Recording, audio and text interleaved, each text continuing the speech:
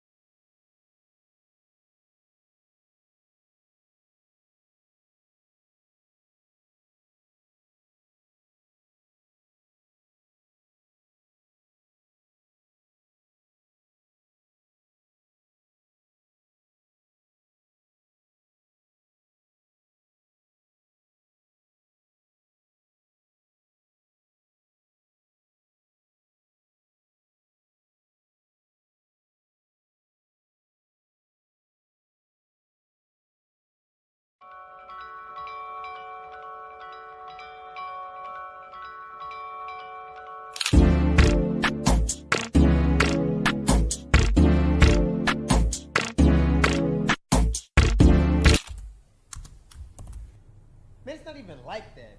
And I'm not your boyfriend.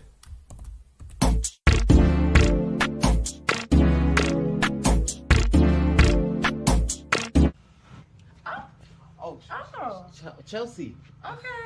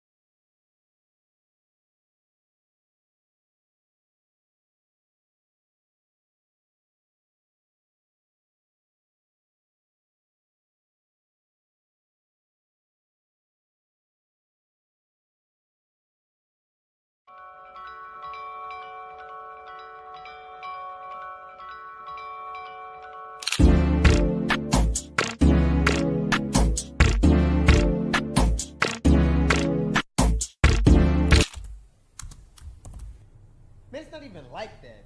And I'm not your boyfriend.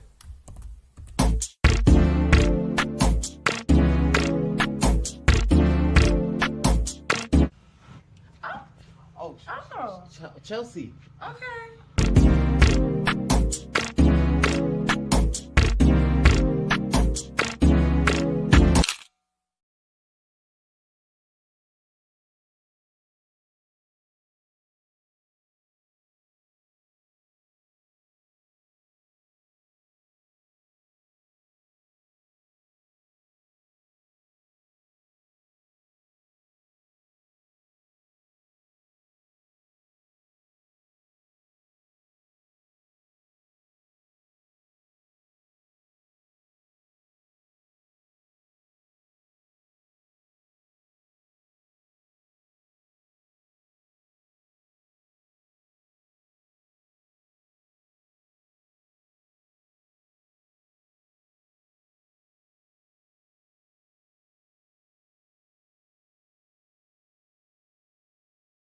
Talking tonight. Oh yeah, we talking. We talking about everything tonight. We talking about how black people ain't marginalized. We talking about all kind of stuff. We talking about businesses tonight. Your business, my business, our business. We talking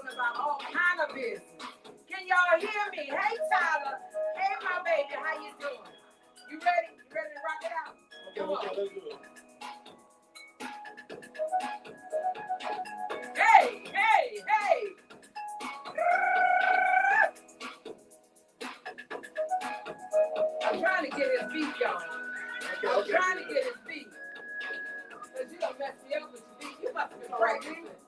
You been on practicing. Yeah, I'm just rocking. I'm just See, standing but still. you go on one thing and then you get off and do something else. Y'all, what he doing? See that how he done double up?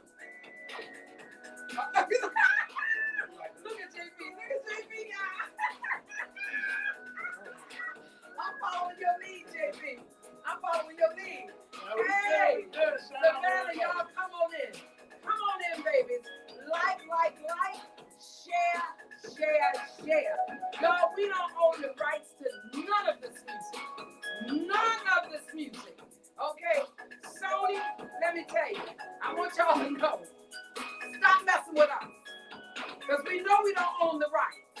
We just using this to wake up the masses, babies. Yes, come on in. Y'all ready? JB, you ready to do your thing since of my list? You already know. All right, but guess what? Before you do that, I'm going to do the disclaimer. Turn that down a little bit, Maestro. Oh. Y'all listen. What you hear on this podcast is not necessarily the opinion of yours truly, your host, Alicia Miller Blakely.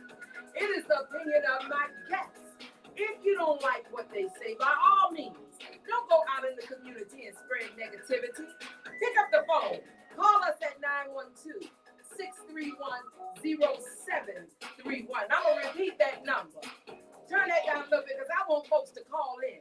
I want y'all to call in and ask questions, okay?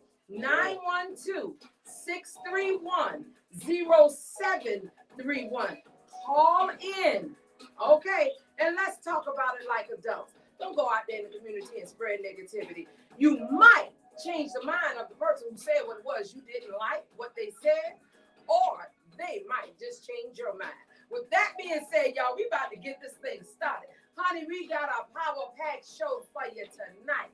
We got a director, the next Lee Daniels. We got a business entrepreneur, two of them. Both of them have 5 businesses here in the city of Savannah, and they're young entrepreneurs. And then we got Dr. Jamal Torre that's coming in the building. And we're going to be talking about the comments that was made about Black people not being marginalized. Yep, I said it. I sure did. Come on with it, y'all. JP, you ready now? Before we do that, y'all, these numbers got to go up. I need y'all to like, and share. Like, and share. The reason why I say that is because this is information that you all need to have. This is information that the city of Savannah need to have. As 55.3% African American in this city, it is a travesty that in 1 year we ain't got nothing with a super majority city council. A super majority city council. Go ahead, JP. Hey man, first of all, Tyler Green, Brandon Williams, Wanda Faith Baker, Cassandra. I don't want to say that wrong. Cassandra. Colette. Mr. Stans, who of course holding us down at all times. James Barnwell, greetings. Appreciate everybody for watching, man. We can't do it without y'all. I love. What's up, brother? Let's pray love. Go ahead. They say social media isn't the news, but apparently it is. By us, for us, every Tuesday, 7 o'clock. Y'all make sure y'all tune in. Every Monday, Listen Up Live Radio. Every Wednesday, Sports Talk Radio. Dinner Rivals Radio. Every Wednesday, all of these shows at 7. And every Thursday, Talk Your Ish. You know what I'm saying? So y'all make sure y'all tune into that. Shout out to Royal Blunts for sponsoring us at all times. Shout out to All Things Relevant in the cut doing their thing. Yes, you can't watch us. Alexis. If you can't watch us, if you're not watching us here, you're probably watching us there. Yes. So shout out to everybody who watching the show. We can jump. Maestro. Yes. Last week. How you doing, man? How that foot doing? It's coming along. I'm kicking, but not too high that the old folks say. Stanso, our hostess with the mostest all the way in the ATL. How you doing, my brother? You had a birthday. I turned 7 yesterday, thank God. 70 years young. 70 years young. Happy belated birthday. Thank you. I'm going to drop this on everybody. The greatest statement that I've heard in 70 is I've learned to appreciate and cherish all the great people like you, Alicia, that I've been privileged to meet in my life. Yes. Oh, thank you so much. Thank you. Stanza, you gotta turn that your volume down. We got a reverb. Done. All right, JP, let's get in this conversation. Right. Let's get in this conversation. Y'all, we're gonna start it out like this. I want to do the secret. Yeah. But I really want to talk about what happened on Friday night. Right. Y'all, the conversation came about. Melinda, what's up? I was at a event on Friday night, and I got the most disgruntled phone call from this young man. And I'm going to let you lead into it. And we're going to talk about it more when my guests come on, when my last guest, Dr. Jamal Touré, comes on, because he explained to me what is really, really going on. And maybe our public needs to know what is really going on with this particular situation. Go ahead. Okay, so I'm gonna preface this by saying anybody that ever watched this show knows that I don't judge people off top. I'm always open to listening to both sides of the argument. I never ever, run into. I even talked to Miss Alicia about this later this weekend. I don't like to. What happened? It just stopped. Am I tripping? No, you're not. It just stopped. Yeah, No, it's you're interrupted. Yeah, I don't know. Oh man, that sucks. It must be the weather. Well, we still rocking over here too, though. Y'all still rocking over there? Hey, let's get a few. We need back. y'all to come on back. Come on back. All 102 of y'all, come on back. Oh man, that sucks. That's all right. They're coming back. They're coming back. Yeah, come on back. Come on back. Come on back. Yeah. Come on. Something went wrong with it just cut off. You know what? I think it's the weather. It is the weather. Y'all getting pounded down there by rain. Oh my God, it's a monster out here. It is a monster out here. Come on back, y'all. Come on back. Come on back. Oh, you know what? Hold on. Stanton, you still there, right? I hope this is not going to be the case all night. We're back. Tyler Green, what's up? We see you. Hey, sorry about that. It just went off. We thinking it's because of the weather. Hopefully we don't run into this problem again. Rose Wiley, what's up? Hello, everybody. Please keep coming back in. So, Alicia, while we're having this role, just to let you know, I went and found that clip of Mayor Johnson talking crap, and I'm going to post it when we get back live. Thank you. We're live now. But we need y'all to come on back in. I think it's the weather that's causing the live to go out. But I see y'all coming on back in. Come on, babies. Come on, because we talking tonight. Oh, yeah. We talking. Go ahead. Right. Go ahead. So anyway, we got enough. So anyway, like I was saying, I prefaced the conversation by saying I never go into a conversation, or I never go into things one-sided. I look at it from both ends of the spectrum because I understand that people got hard work to do, and nobody stressed the importance of working together more than I feel like I do. You know what I'm saying? So what I did was I was watching the mayor's Friday Night Live, and just to kind of get enlightened, to see his perspective on things and how he felt about it. And just so I don't say this the wrong way, I'd like to play the audio for you guys real quick, just to let you hear what I heard and what kind of pissed me off a little bit. And I'm sorry I used the word piss, but it is what it is. Somebody, they say they can't hear us. Lisa, the broadcast ended, y'all, on Miss Alicia page. Tell her to come on back. No, your broadcast ended. Hey. No, it's on. It's on. She probably still looking at the old Tell her she's looking at the old one and to get on the new one. Get on the new one, baby. Yeah, it's on. Okay. Yeah, it's on. Hey, who's that saying hey to us? Call in number to talk. Hey, Alicia. Justice, bring me my phone. Y'all come on back. Come on back. This thing give gonna it back get to you. good tonight. This thing gonna get good. This thing ain't no joke out Sound there. is fine. Sound is fine. Appreciate it. So, Thank yeah, you, so, Sherelle okay, Brand. okay. So I watched the live. This is my daughter, by the way. Justice, show him your shirt. Yes. Queen. Little queen. Queen. Little queen. Yes. She wanted some camera time, so I'm just giving it to her. Okay, you can go sit down now. Okay. Yeah, so I wanted to play this audio so that y'all could hear for yourself what I heard, and then you can make your own determination. Yes. So here we go right here. This is what the mayor said. City Council. And we have two members who are Caucasian, but support the agenda to be able to address the issues that our community face. Can y'all hear it?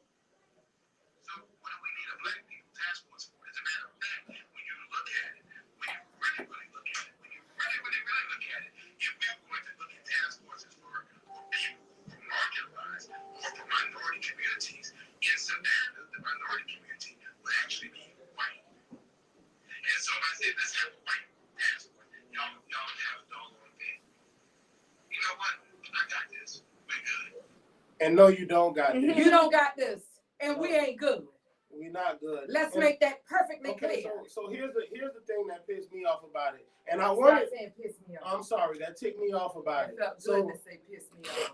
I bet it did. what the thing that ticked me off about it, and I wanted to come. I asked Miss Alicia, but it was really short notice, and I wanted to kind of get some of the speeches and some of where I saw you go to the projects and be with us and hang in the hood with everybody, and you told us that you were gonna make our community special, that you were gonna, I'm not saying You were gonna put a leaf in that table. You was gonna open up that table and put a leaf in that table Right. for everybody.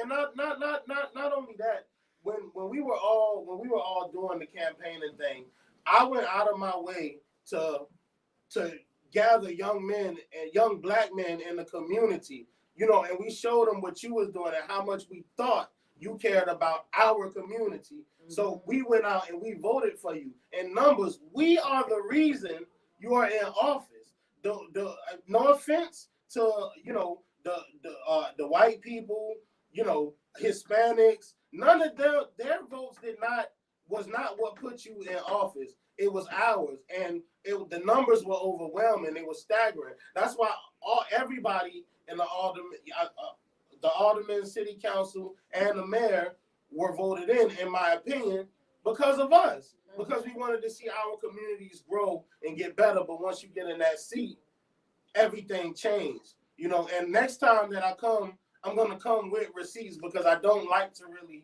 speak on things without Well, having. you had a receipt tonight. Right. Because you played the audio.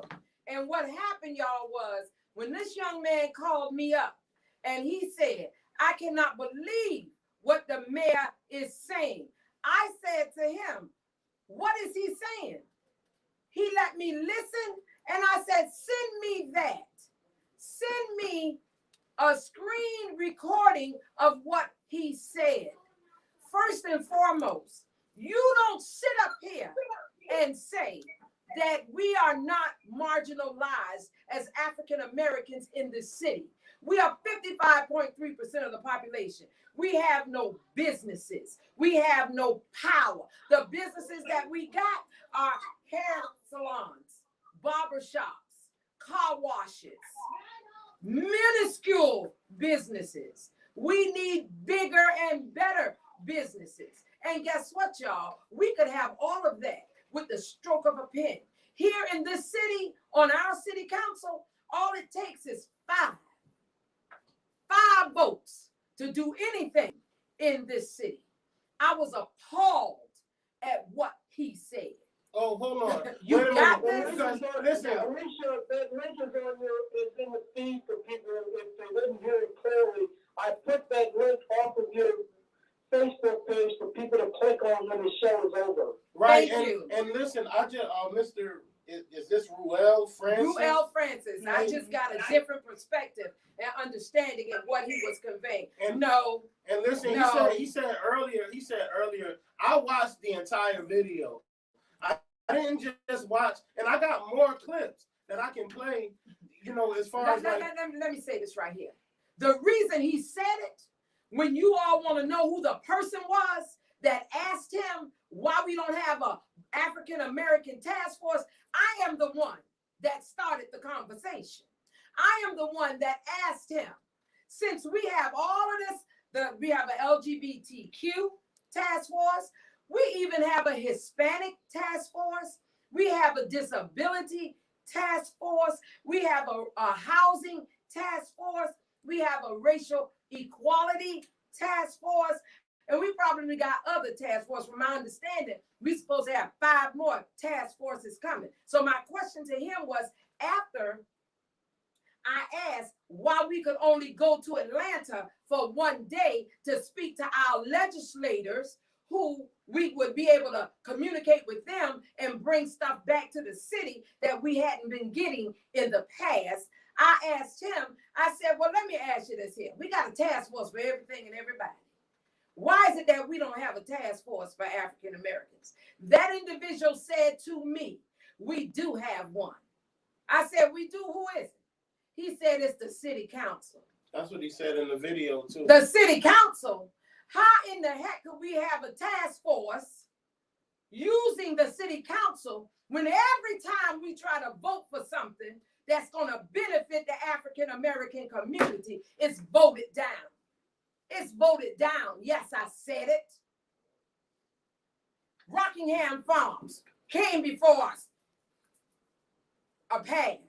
Everything that comes before us that involves business, that involves the promotion of folk that are already wealthy, it's a pass. Because he has his voting for, his 5, himself included. Let's talk about it. Go ahead. Oh no. I mean, that was it for me, because I just know that what I saw, or what I saw in the process of you on your campaign trail is not the stuff that you stick into this day and age. You know what I'm saying? And I didn't appreciate it. You know, and even though people can say, I don't understand how I can take out of context, or I don't, because when I watched there's no taking out of context. When I watched the entire video, he literally named every single task force he had. And he said that he created those task force because he felt that those people deserved a voice. That's what he said. He said that and if you want to go back and look, the receipts is there right on his Friday Night Live. He said he created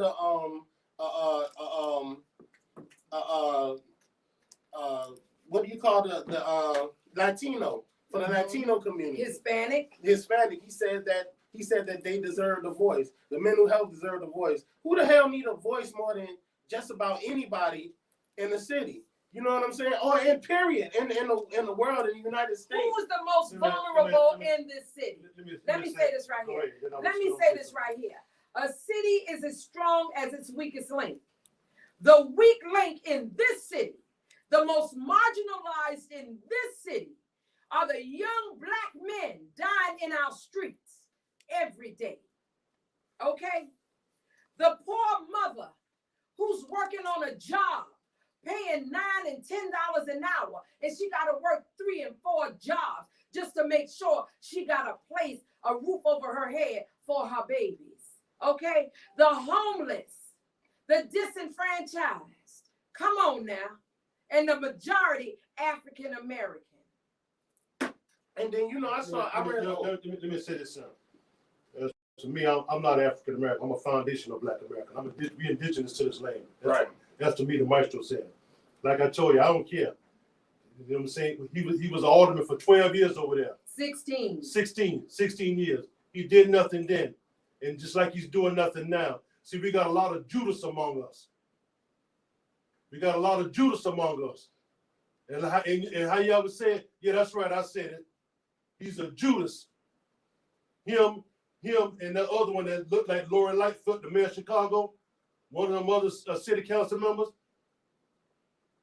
And yeah, well, all them black men, and you're gonna use the city council. I'm sick of all these buck broken Negroes. Okay. Yeah, they're buck broken. Yeah, well, And buck broken. Anytime you go against your own for white supremacy. see, but that the thing is too, right? Is that I don't know, like I let you be that. That's what I it let is. you be that guy. That's what it is. And guess what? You're sitting right here explaining all day long, Right, with all the task force. You know what I'm saying? How long have you been in office now? Nothing for the blacks of the city. Right.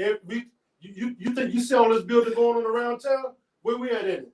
Don't tell us about Savannah growing and black folks are not Savannah growing ain't growing economically. for everybody. Savannah is only growing for a certain group of people. He's a Judas and the mother too that wouldn't they Judas too. All right. Ain't none of them no good. Roger that. Well, I mean, hey, the proof is in the pudding. Look, we got receipts. Yeah. We got receipts to the fact. Yeah. Anybody, tell me, since we've been on city council, what have we done for the African American community? And that's the funny thing. When he says that the city council should be the task force for African American which community. is exactly what these women or half of city council is trying to do. It can't be that way if everybody not in agreement to try to help the community, which means something need to be put in place to make sure that happens. Wait a minute. That He said, I want to hear what he says. I'll say this. I appreciate everyone's fight. I just think that because I may be on the same team as you and see or vote differently on issues as you, why the personal attacks? It's not a personal attack. It's reality, Ruel. It's reality. Call in. Let's have a conversation. 912-631-0731. It didn't come out my mouth. It came out his mouth. See, that's how I look at that way too. Like I separate the politics from the human being. I don't know what kind of man he is personally.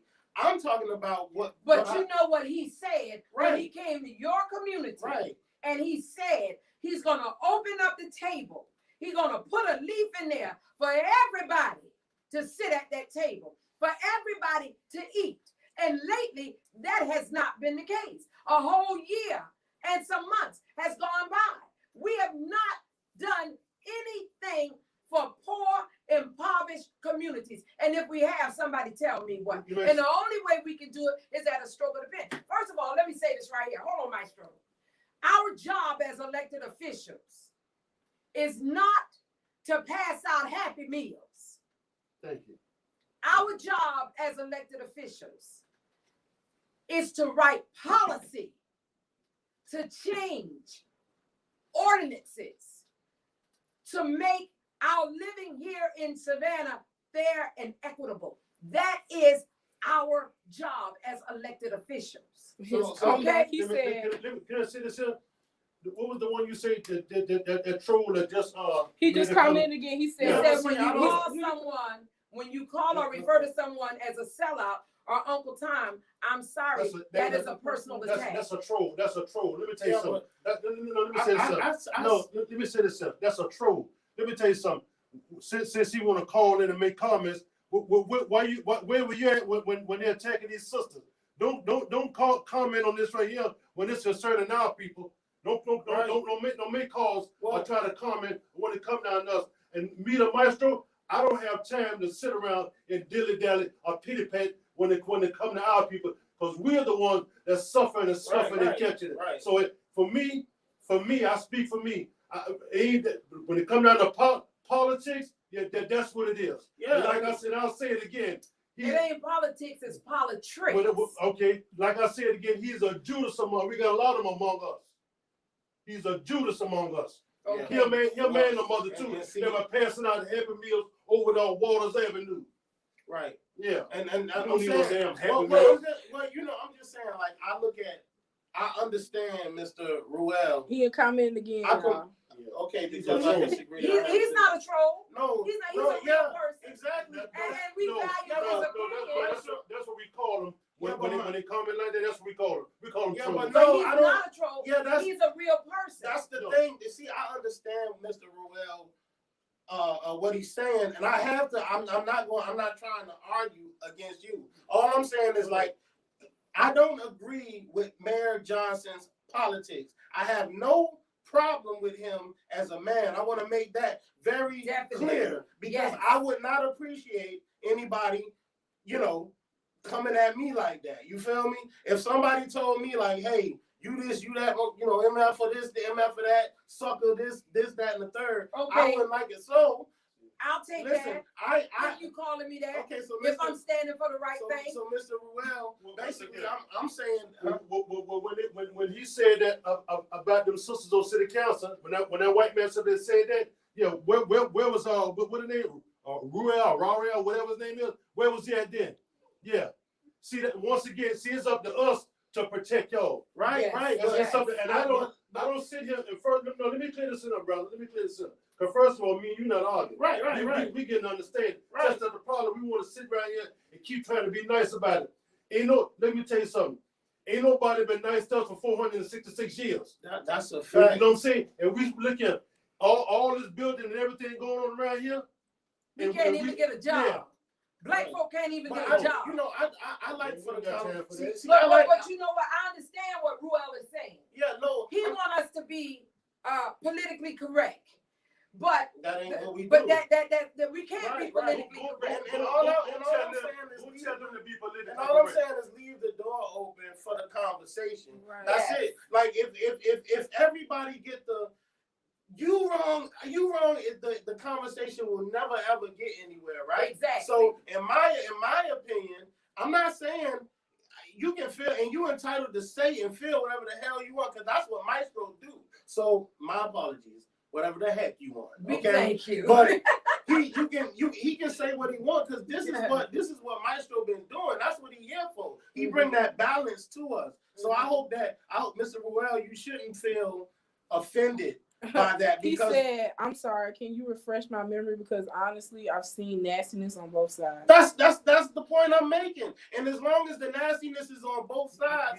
it will never be room for a conversation. He's a white guy.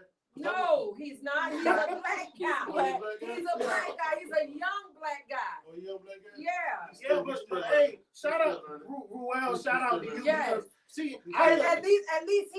At least he's honest enough to even put his comments out there. And we appreciate it. and you know that's what happened to me. When I got on Mayor Johnson's page, I didn't disrespect him, but I got on there and I said, hey man, this not what you told us Right. when we voted for you. Mhm. When we voted for you, we expected something else. And he was responding to some of the stuff I was saying. And I said, nah, this just don't sound right. I did not personally attack him. I did not call him out his name. I didn't do none of that. And he explained his side of things. I don't agree with it. And it blew Well, me. please tell me what he explained. What did he say? Well, no, basically he was I took a bunch of stuff because I don't want to say, but in so many words, he was talking about how the councilwomen were the voice. I mean, the city council was the voice and the task force for the black people. He went on to say that If they the voice, then how come every time they come up with something, they keep shooting it down? If they the voice, since he made them voice, since they're the task force, because we all see one thing. See, they think we're stupid. We ain't got to be told. We know they're fighting for us. right, We know that. We're not stupid. right, You know, and this ain't we're not stupid. right. So stop trying to play us like we Zipper Head Fred or Jimmy M and them on them. No, Right. you know. Okay, y'all. So listen. At the end of the day, Mr. Francis, thank you, but we don't agree with you. That's a fact. Yeah. Thank you for your comment, but I'm sorry, baby. and- We don't agree with That's you. a fact. And I'm gonna say it like this. I see on your Facebook page you're a young man. I'm gonna say like my grandmama used to tell me, keep on living. Keep on If living. it look like a duck, walk like a duck, and quack like a duck, See, baby, it's a duck. one thing about it, a robber run away, a con man walk away. Come on now. All right. Now let's see. If we can enlighten Mr. Francis to the truth, then hopefully he will work with us. And that is Melinda Gwynn. It's hard to enlighten someone with aggressive speech. Right. Well, Latika, I don't know who you're referring to that had the aggressive speech. Who is she talking to? I mean, I don't know, but I wonder if she's talking to you, Maestro. Right, it don't matter to me. Okay. It At don't the matter. end of the day, y'all, at the end of the day, we want to bring awareness. I tell people all the time, I don't raise hell no more. I raise awareness. We want to bring awareness to you and let you understand, recognize, and realize why we don't have what we need in this city as African Americans. We are 55.3% of the population here. It makes absolutely no sense that we don't have an economic driver in this city to benefit us. Now, I'm going to be honest with you. I was told 2 years ago that the system in Savannah is designed for us to always be downtrodden, heavy laden, and run amok. You all send a resounding voice to City Hall, letting everybody know that you wanted change. You wanted real change. I said this last night at the rally. I'm going to say it tonight. You sent me to City Hall not to play the game, but to change the game. We're letting you know why it's so hard for us to change the game. We could do so much more with 5 votes. I'm going to leave that right there. Right now we got 4. Why is it that you can see the way I speak, you see that as aggressive, but these folks show us every day. Isn't there something? See, that's like me coming to you, right? When they come to me and you, I always want to tell you about. I want to come to you with scripture, but they show us every day. Mm-hmm. See, also when they come to you, well, you know the word of God said no. Why gotta come to you like that? Because they show us every day. And see, that's my thing. Like, my thing is that, like, I personally feel like everybody entitled to how they feel, regardless of whether I agree with it or not. You feel me? Mm-hmm. So if that's how you feel, brother, I disagree with you, but you entitled to that. Exactly. You feel what I'm saying? Yeah. And that conversation need to be just like you, Maestro. The way you talk and the way you feel, you entitled to that. Mm-hmm. Whatever, can't nobody sit and tell you. I mean, there's a lot of people that are gonna give you backlash and say, "Hey, you talking too aggressive," or you stand. But no, I don't feel that. You know what, JP? See them same ones. See, they don't mind telling me. Go tell them white folks that. Go tell them that. Go tell the ones in the positions of authority. Go tell them that. Go tell them. And hold on, I gotta say this. I got to say this. And we got a whole lot of folks watching. And I'm glad y'all watching. I'm glad you're tuning in.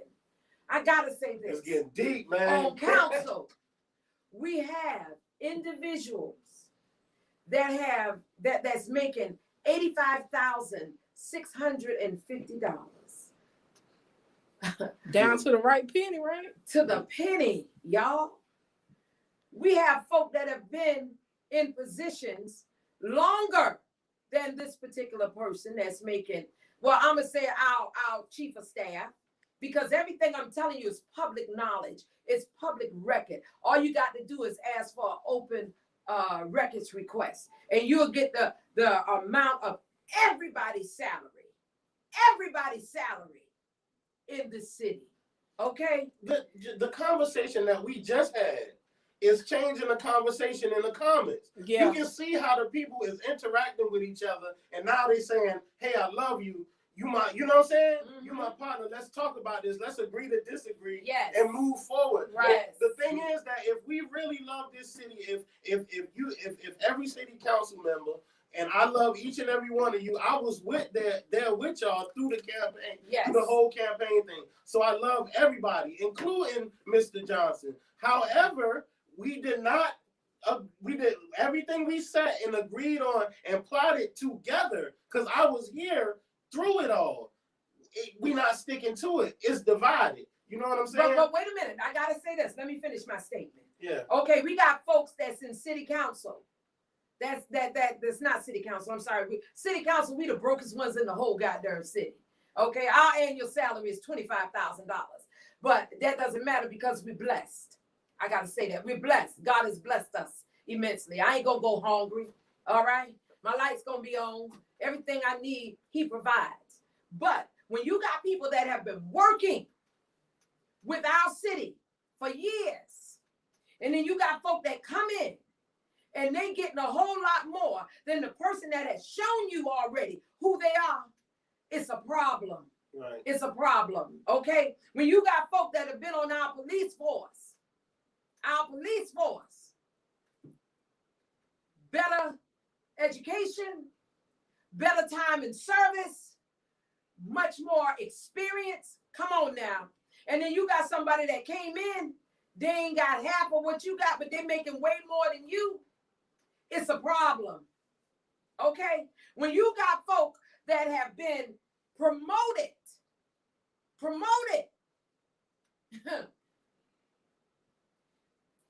y'all don't understand.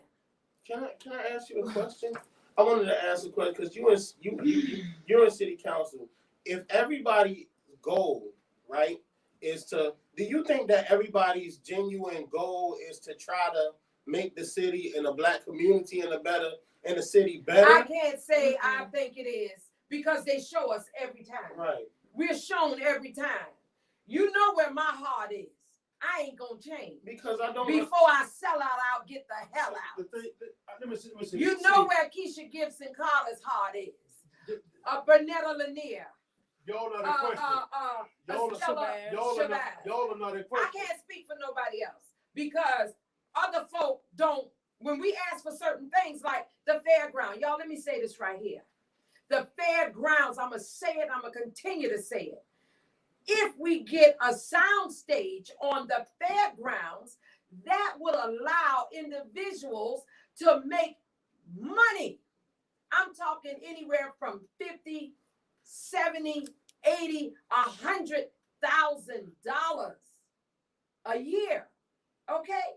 So you won't need affordable housing because you will have the opportunity to go and buy a house any darn where you please in this city. And if you put okay, houses, but then for them to tell us, for them to say, when we say we want to do a sound stage, when we say we want to do an economic driver on the fairground, and they say you can't do it because of environmental reasons. And then when we walk out there, we go out there and we see them doing the same exact thing that they said we couldn't do. Savannah, we got us a problem. And that's why we're talking. And why we got to keep talking about it when it comes to us? Look here, it's called show and tell. See, all this keep. It's always got to be a consultation. It's always got to be a study. Exactly. It's always got to be, well, let's see. It's always got to be that. So I have a reason. Right. I have a reason, Maestro. I have a reason, Alexis. I have a reason, Stancil. I have a reason, my listening and viewing audience, to be upset because I sit at the table. I see what's going on. I see the deals that are being made. I see where they're charging a person, advancing a person a contract for $700,000 to plant trees. I said it. $900,000 for things that we could do right here in our city. I see all of this. I sit at the table. So guess what? You can't tell me. You can't tell me what I'm saying is wrong because it's not. It's right. And your people don't get nothing.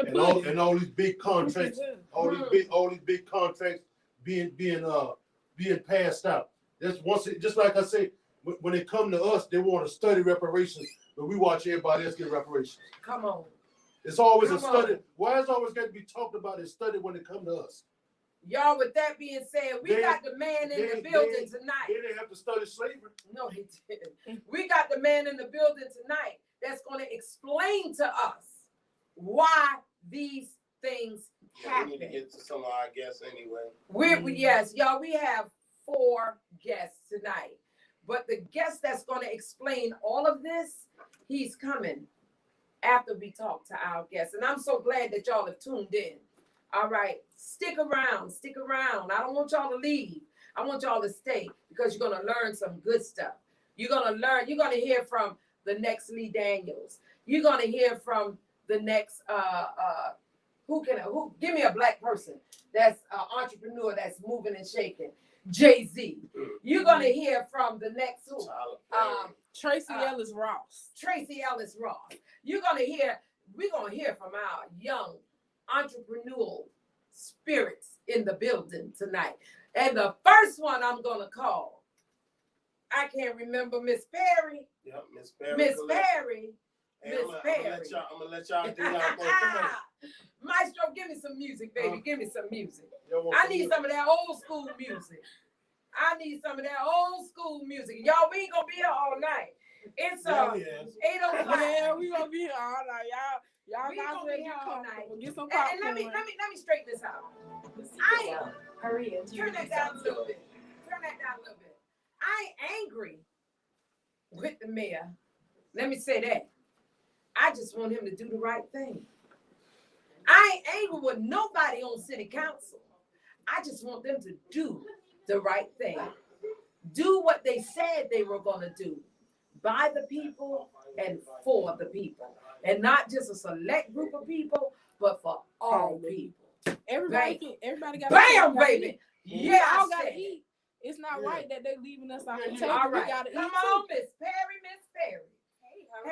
Hey, give me some music. You ready? You gotta do this now. You gotta rock with me now. Hey. That ain't a Sony song, is it? Because Sony songs always turn off. They have a mute sound. All right. We can't do that with Sony. And honest, that ain't our fault. That's Sony's fault. Come on, girl, you gotta do it now. Now you young. You should have more scope than me. Don't let this old girl show you up. Look at. Don't let this old girl show you up now. All right. Get it, girl.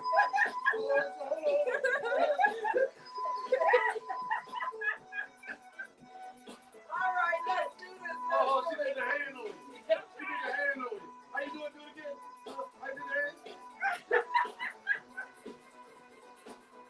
All right, y'all. Listen, we have Miss Perry here. Hey, y'all. Who is an entrepreneur here in the city. And I just want you to tell them who you are, what it is you're doing, how you're doing it, and just talk about these businesses, because you got 5 of them. Okay. Hey, y'all. I'm not even gonna lie to y'all. Like, I'm really, really nervous. Like, this is my first time, like, coming out to, being open and stuff like that, because I'm always... Hold on. Let me help you out here. Since you're nervous, what I want you to do is breathe. What's up? All right? Breathe again. Suck it in real hard. And let it go. Release. All right. Now you feel better, right? Yeah, a little bit. All right. Come on. Let's do this, baby. But hey, y'all. I am a master cosmetologist. I'm an artist. I'm an entrepreneur. I'm a mentor. I'm an influencer / YouTuber. And I'm also a manager.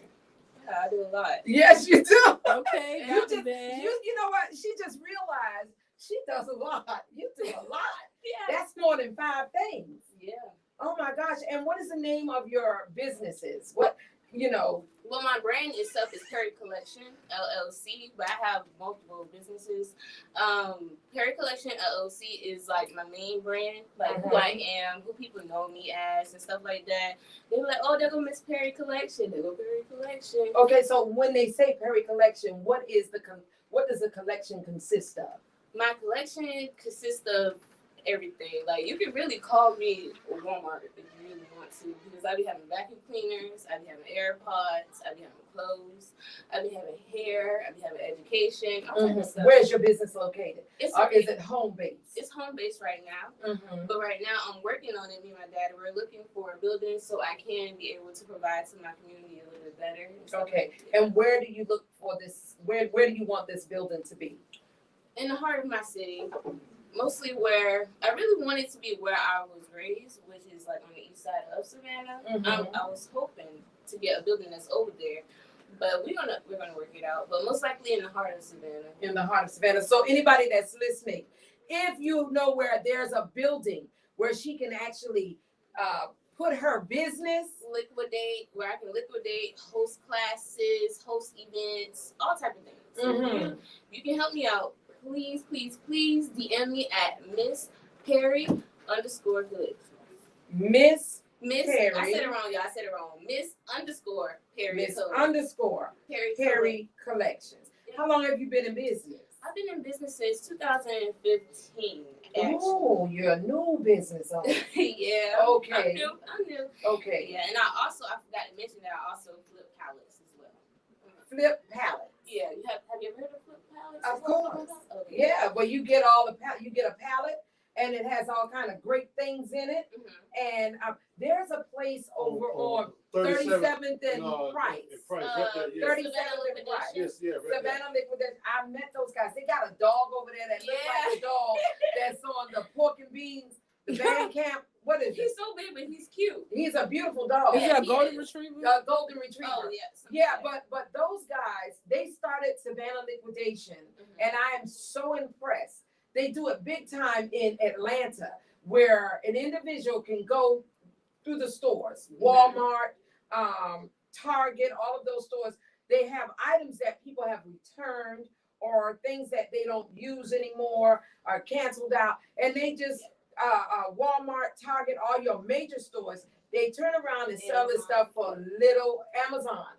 For little or nothing. Oh, they do that with Amazon also? Mhm. Yes, all they of the do companies it. do it now. Let me tell y'all, these entrepreneurs, these millennials, they got it going on. I wish something like that was going on back in the day. Also, Julius Hall, he said JBMITM should have some property or spaces that you can look at. Okay, JB. Okay. Okay. JB, if you listening, connect with this young lady. Please. How does a person get in touch with you if they want to do business with you? You can reach me by my cell phone number at 912-228-0493 or my email at tlashay11@gmail.com, or you can hit me up on my Facebook. Give me that email again. TLASHAY 11 at gmail.com. Mm-hmm. Or you can hit me on Facebook at Tiffany Perry, or you can hit me on Instagram at Miss MISS_Perry Collection, PERRY Collection. Stancil, did you get all of that? And JB is also listening. He said he's here. Go ahead, I'm working on it. Okay. Well, the main number is 912-228-0493. The email is TLASHAY 11 or LL. Nope, 11 at gmail.com or Facebook at Tiffany Perry. Okay. All right. And what is your specialty? JB, What do you specialize in? Me personally, I think what I specialize in is helping people. No, I'm talking business-wise. As a master cosmetologist. The reason why I say helping people because, I'm also a business consultant. I help people start businesses as well. Like my cousin I started off with her actually. When I started looking at vendors and learning more things over the years and stuff like that, I helped her start a business. Now she works for herself. Awesome. Stuff as well. Awesome. So guess what? We definitely need to contact you. Young people, young entrepreneurs. Look this young lady up so that she can help you get your business started. Y'all, let me tell you something. It's enough out here for everybody. That's what I want to It's find out. enough out here for everybody. Are there any black-owned Liquidations? salon like I've been wanting to get my feet done, right? Mm-hmm. I don't want to go to May Lane, right? So are there any black-owned? You see why I'm looking at you like that, right? You heard what you said. I told you. You don't call people names now. I ain't calling nobody. What you said. You can't say that. No. Okay. You don't say that. Okay. You can say you don't want to go to the Koreans or Vietnamese. I just call the name. I don't know nobody. Just say the Asian community. Yeah, the Asian. Yeah. I told you, man. We gonna be respectful now. Got to be. This one here. Can't offend everybody. Okay. Anyhow, you know anybody that does that? African American. Yeah, I know It's a lot. young ladies. Yeah, it's really trendy trending now. Young ladies doing nails and other, our people are Yeah, doing nails. see, and for city, the black community here in Savannah, that should be, rather than us keep going. You know what? I have to say this. Altar woman Bernetta Lanier wants to start a black business channel or something. Not a black business channel. What is it called? A whole community, a community, a black business. I can't remember what it's called, but on the west side of Savannah, where if we wanted to do our hair, our nails, and all of that good stuff, we could go to a location in the city. What is it called? Business, a black business. Like an incubator. Yeah, not the incubator, a mall. Oh, a strip mall. A strip mall, yes. Okay, that makes sense. But she called it something else. I can't remember what she called it. But anyway, this is the type of thing that we want because we have nothing like that in Savannah. We have nothing like that in Savannah where African Americans go. Now, you go down on River Street, they got the party place down there. You go on Broughton Street, they got the stores and all that good stuff. You go to Overthorpe Mall, they got the stores and all that stuff like that. Even now, we thought that Waters Avenue was going to be like a black mecca for Savannah. That's not the case because that's being gentrified. Okay, but what we need, and I'm saying this to you and to all young entrepreneurs, y'all need to pull y'all resources together and find a strip mall on one of these major thoroughfares and just put businesses in there so that we could go. I want to go where I can hear my kind of music. Right. You know what I'm saying? Right. To get my nails done. Right. To get my hair cut. Right. Okay? To shop. All right. Just to I shop mean, with people amongst us that look like us. Yes. But See. they specialize in it. They know what they're selling because they are us. So you We have want to that- shop with people who look like us. You have Yes. that in city. You have that in Atlanta. You sure do. What is it? Yes, West End? Atlanta has But all of see, that. the thing is, Weston is not the only place in Atlanta that has it. Right. You know, It's all over. All over. Right. And the other cities, and see, like what this young sister here doing, see, that's what we need. Yes. Look here, I'm straight up. Okay. I Y'all, don't- we got to I don't hurry wanna up now get because your them- 15 minutes I is don't up. want to get them jacked up for a minute.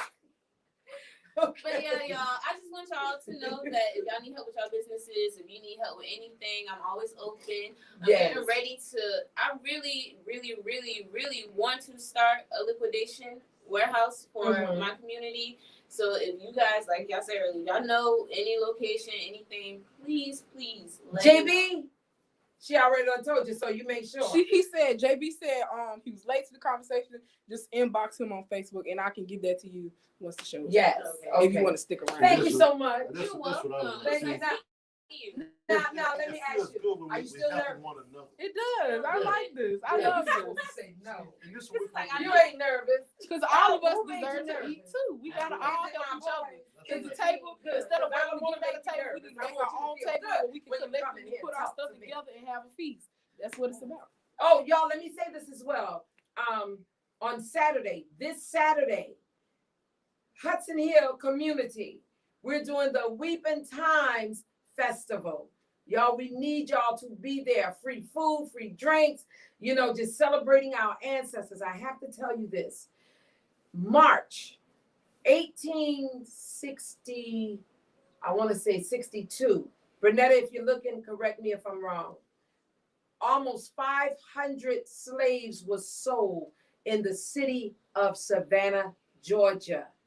The largest slave sale in the history of the United States took place right here in the city of Savannah, over by Brock Elementary, over by the Weeping Times Project.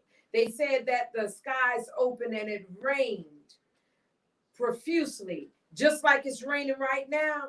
That's how bad it rained, but it rained even worse until the very last slave was sold. So on Saturday, this coming Saturday, we will 12 p.m. to 4 p.m. 12 p.m. to 4 p.m. We will be on that property to celebrate. Well, not on the Weeping Times property. We will be in Hudson Hill to celebrate because they're trying to sell the Weeping Times property to the Salvation Army. so they could put a homeless shelter there. And that's something else we was trying to stop. Because we don't need a homeless shelter in an already marginalized community. With that being said, I want to thank you so much. Thank you. Appreciate you. Now, our next guest. Can I have some music for the next guest? Y'all, we bringing them in and sending them out. Yes, yes. Andre Miller. Yes, come on in here. Come on in here. You got my music, Maestro? Yeah, I got you, music. I got you, music. Come on now. Come on. Come on. Yes, Drizzle Drip. I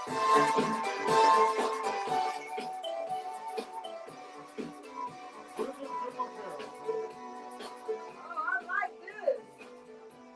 And he came with the business card. Okay. Drizzle Apparel. Y'all, this is Andre Miller. Yes. Tell me about Drizzle Drip. Gotta turn it down, Maestro.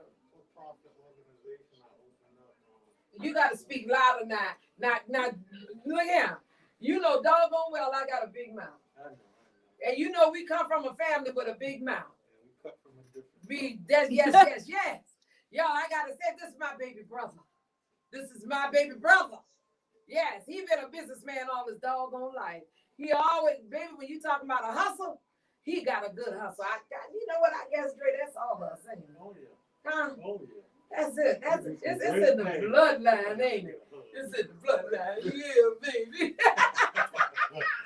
Yes. Come on, talk to us about what's going on. Well, I have 3 different businesses. I have Savannah Marketing Solutions. I have young business owners create their businesses from the ground up, restructure, do logos, business plans, anything marketing, general businesses, and ownership. Wait a minute, you talking real low. Y'all, can you hear him? Somebody let me know. Deidre Grimm, let me know if you can hear him. I need you to speak up, Dre, now. I'm on the phone. Huh? Okay, go ahead. I have a nonprofit organization called Savannah Marketing Solutions. You can look me up on Facebook. I help young business owners create their business from bottom up, ground up. I create logos. They still can't hear not you. too well. They said, could you But take your mask no, off? he's not taking his mask off. Okay. No, I don't want to take his mask off. I create business plans, logos, anything dealing with business from the ground up. I'll show you how to structure your business and organize it and get it right. If you got dreams of opening up a business, I can help it come to fruition. I have a photography business called Photogenics by Design, specializing in customizing prints and photos and weddings. I also have Drizzle Drip Apparel. I created Drizzle Drip Apparel because I saw a need for helping the community with the misguided youth. I went and tried to get grants and different things to open up an academy to help the misguided youth in the community, and ran into some stumbling blocks. So what I did, I invested my own money into a clothing brand, so proceeds could go to Unified Minds Youth Academy. Okay. You can contact me if any brothers are interested in sitting at the table with me and revitalizing our youth in the community, teaching them life goals and teaching them business and different things that help them become productive citizens. You can sit at the table with me anytime. You can email me at Unified Minds Youth Academy at yahoo.com. If you are interested in buying any of the Drizzle Drip Apparel, I got a question for you. How did you get Drizzle Drip? How did you come up with the logo Drizzle Drip? I like that. I like how it sounds, Drizzle Drip. I got a little age to me, and these youngsters, they always say that they dripping. And dripping, it seems like a sloppy joint, something sloppy to me. And from my class in my school, it's like we lay everything evenly. You see how you got your outfit on? Mm-hmm. Just right. You see what I'm saying? That's like a drizzle. Boy, you got daddy eyes, for real. Oh, Jesus, I just looked in your eyes. You look like my daddy. You look like daddy. Y'all, listen, I wanna tell people about how you got to where you're at and what you've gone through in your life, what you're going through now. You want to talk about that? Yeah. Yes, y'all, let me say this right here. It kind of hurts my heart, but my baby brother is fighting, tell him what you're going through. Kidney failure. 2014, I was diagnosed with end-stage renal failure. Mm-hmm. They told me I wasn't going to live or whatsoever, but, you know, I serve a higher God. Yes. And, I learned how to eat right, correctly, Yes. and do the right thing, so I take it day by day. Yes. You know, I've been able to do a lot of things in my life. I basically don't have any ceilings. I've been everything from a marine electrician, working at Gulfstream, doing electrical at schools, and all kind of stuff. So anything that you put your mind to, you can do it. That's right. As long as you plant the seed in your head and go do it. That's right. And apply yourself. Nothing beats a failure but a try. Y'all, let me tell you something. In our family, this is the glue. This young man right here is the glue. We don't see each other as much as we should because life takes its toll on all of us. But I'm just so thankful. We done had a couple of scares, but God's grace, favor, and mercy. And I'm saying that to say this. This young man here, through all he's been through all the trials and tribulations, a single father raised his son by himself with the help of the village. If he could go through all that he's gone through and he's still standing by God's grace, favor, and mercy, guess what? If you ain't doing what you're supposed to do, ain't no excuse. Ain't no excuse. Look at him. Play with it if you wanna. But I gotta say this as well too. You know, we come from good stuff. Oh, yeah. Bam, baby. Yeah, I said it. I sure did. That's right. I am so proud of you. So, Drizzle Drip, Dre. That's where that come from. Dre, Drizzle. Dre, Drizzle, Drip. Drizzle, Drip. How can a person, if they want to get involved with what it is you're trying to do with the Urban Academy and all of that stuff, how do they contact you? Well, if you want to get any Drizzle Drip, you can look me up on Facebook. Drizzle Drip Apparel at Facebook.com, or you can look me up at Drizzle Tech Apparel .myshopify.com. That's the website.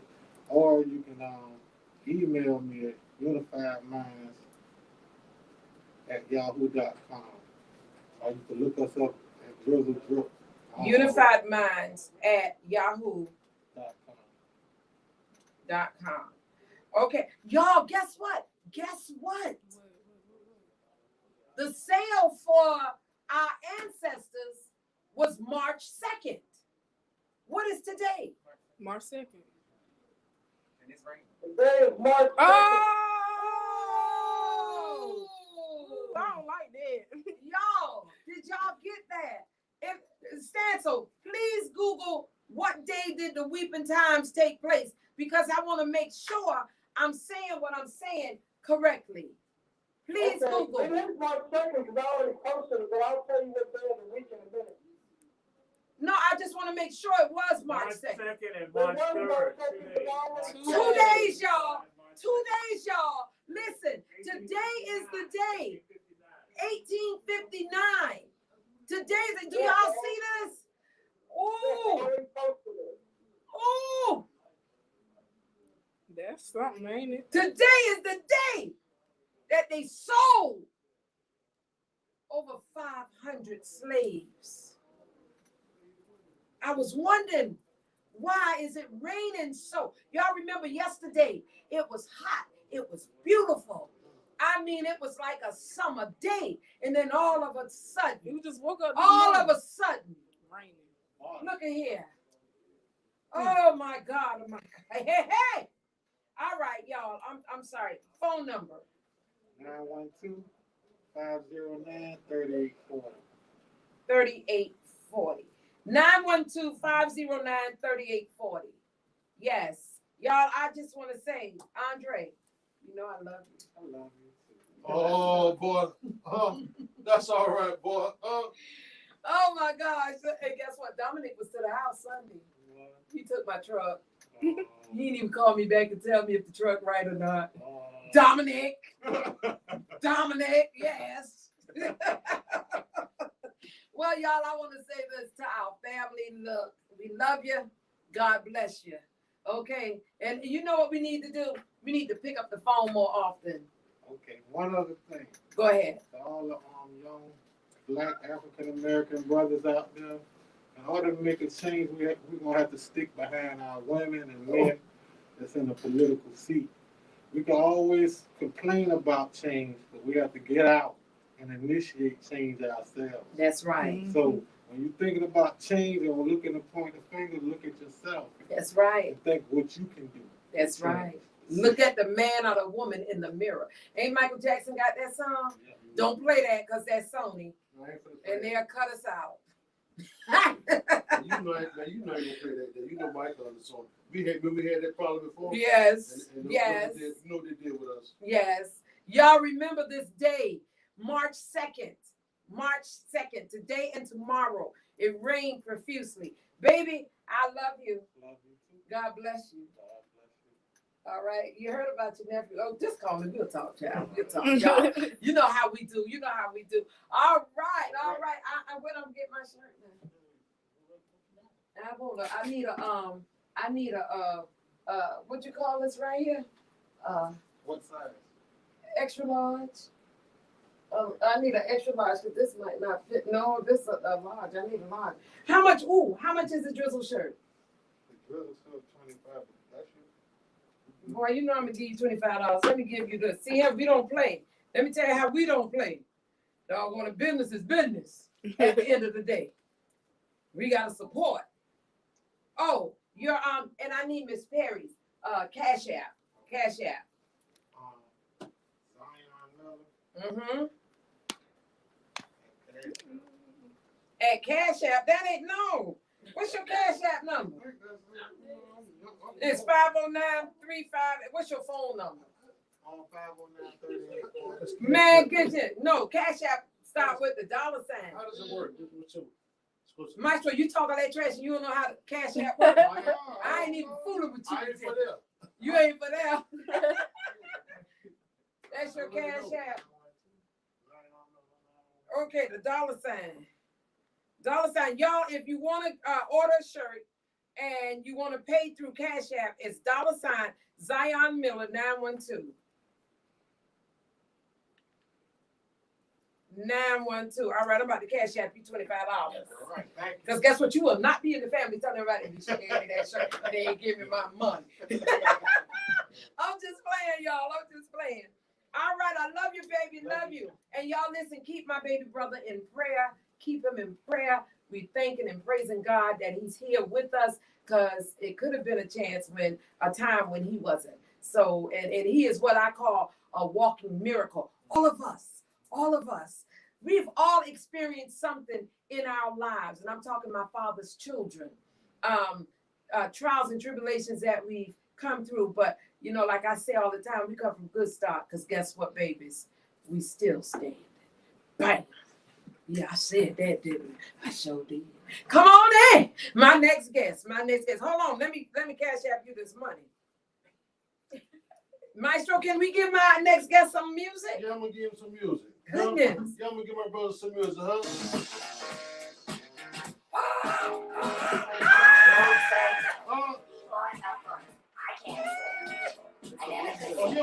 You don't know about this, huh? You don't know about this right here. This might be a little too before. So we waiting for your time. Way before my time. How old are you? I'm 23. Oh, yeah. Yeah, I wasn't even thought of. How old your mom? She's in her late 50s, late 50s. Your mom knows. Oh, I know she knows it. Your mama knows. And my dad. Yeah. But that don't mean you can't get out now. Let me see you get out. Miss Alicia, you supposed to get this down with. I'm trying to do this too. That ain't working. Tell him that ain't right, but I have to call him and tell him. Come on, you know how to do it? Wait, you gonna leave it off? No, you leave it off. Let me find it. Okay. Oh, he out there on some old folks. Okay, we're gonna go that way. Okay. Look, I'm from Texas now. We rock. Oh, we rock. Get wet. I like this fashion. I like this fight. That's the funkadelic, baby. That's the funkadelic. For y'all young ones. Look, I'm young, but I can play That's this. Bootsy, ain't it? Bootsy Collins. Never learn how to swim. Well, hold your nose to spite Give your me face. the rhythm of stroke. Ow! Oh, yeah. We gonna have to go party. Yeah.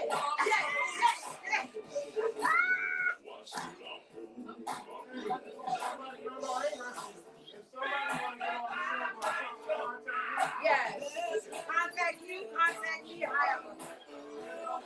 Alexis, Maestro. We got y'all good. What do you say? You can dance on the water and not get wet. What ain't I getting? Okay. That's right. That's right. That's what I would like to see it.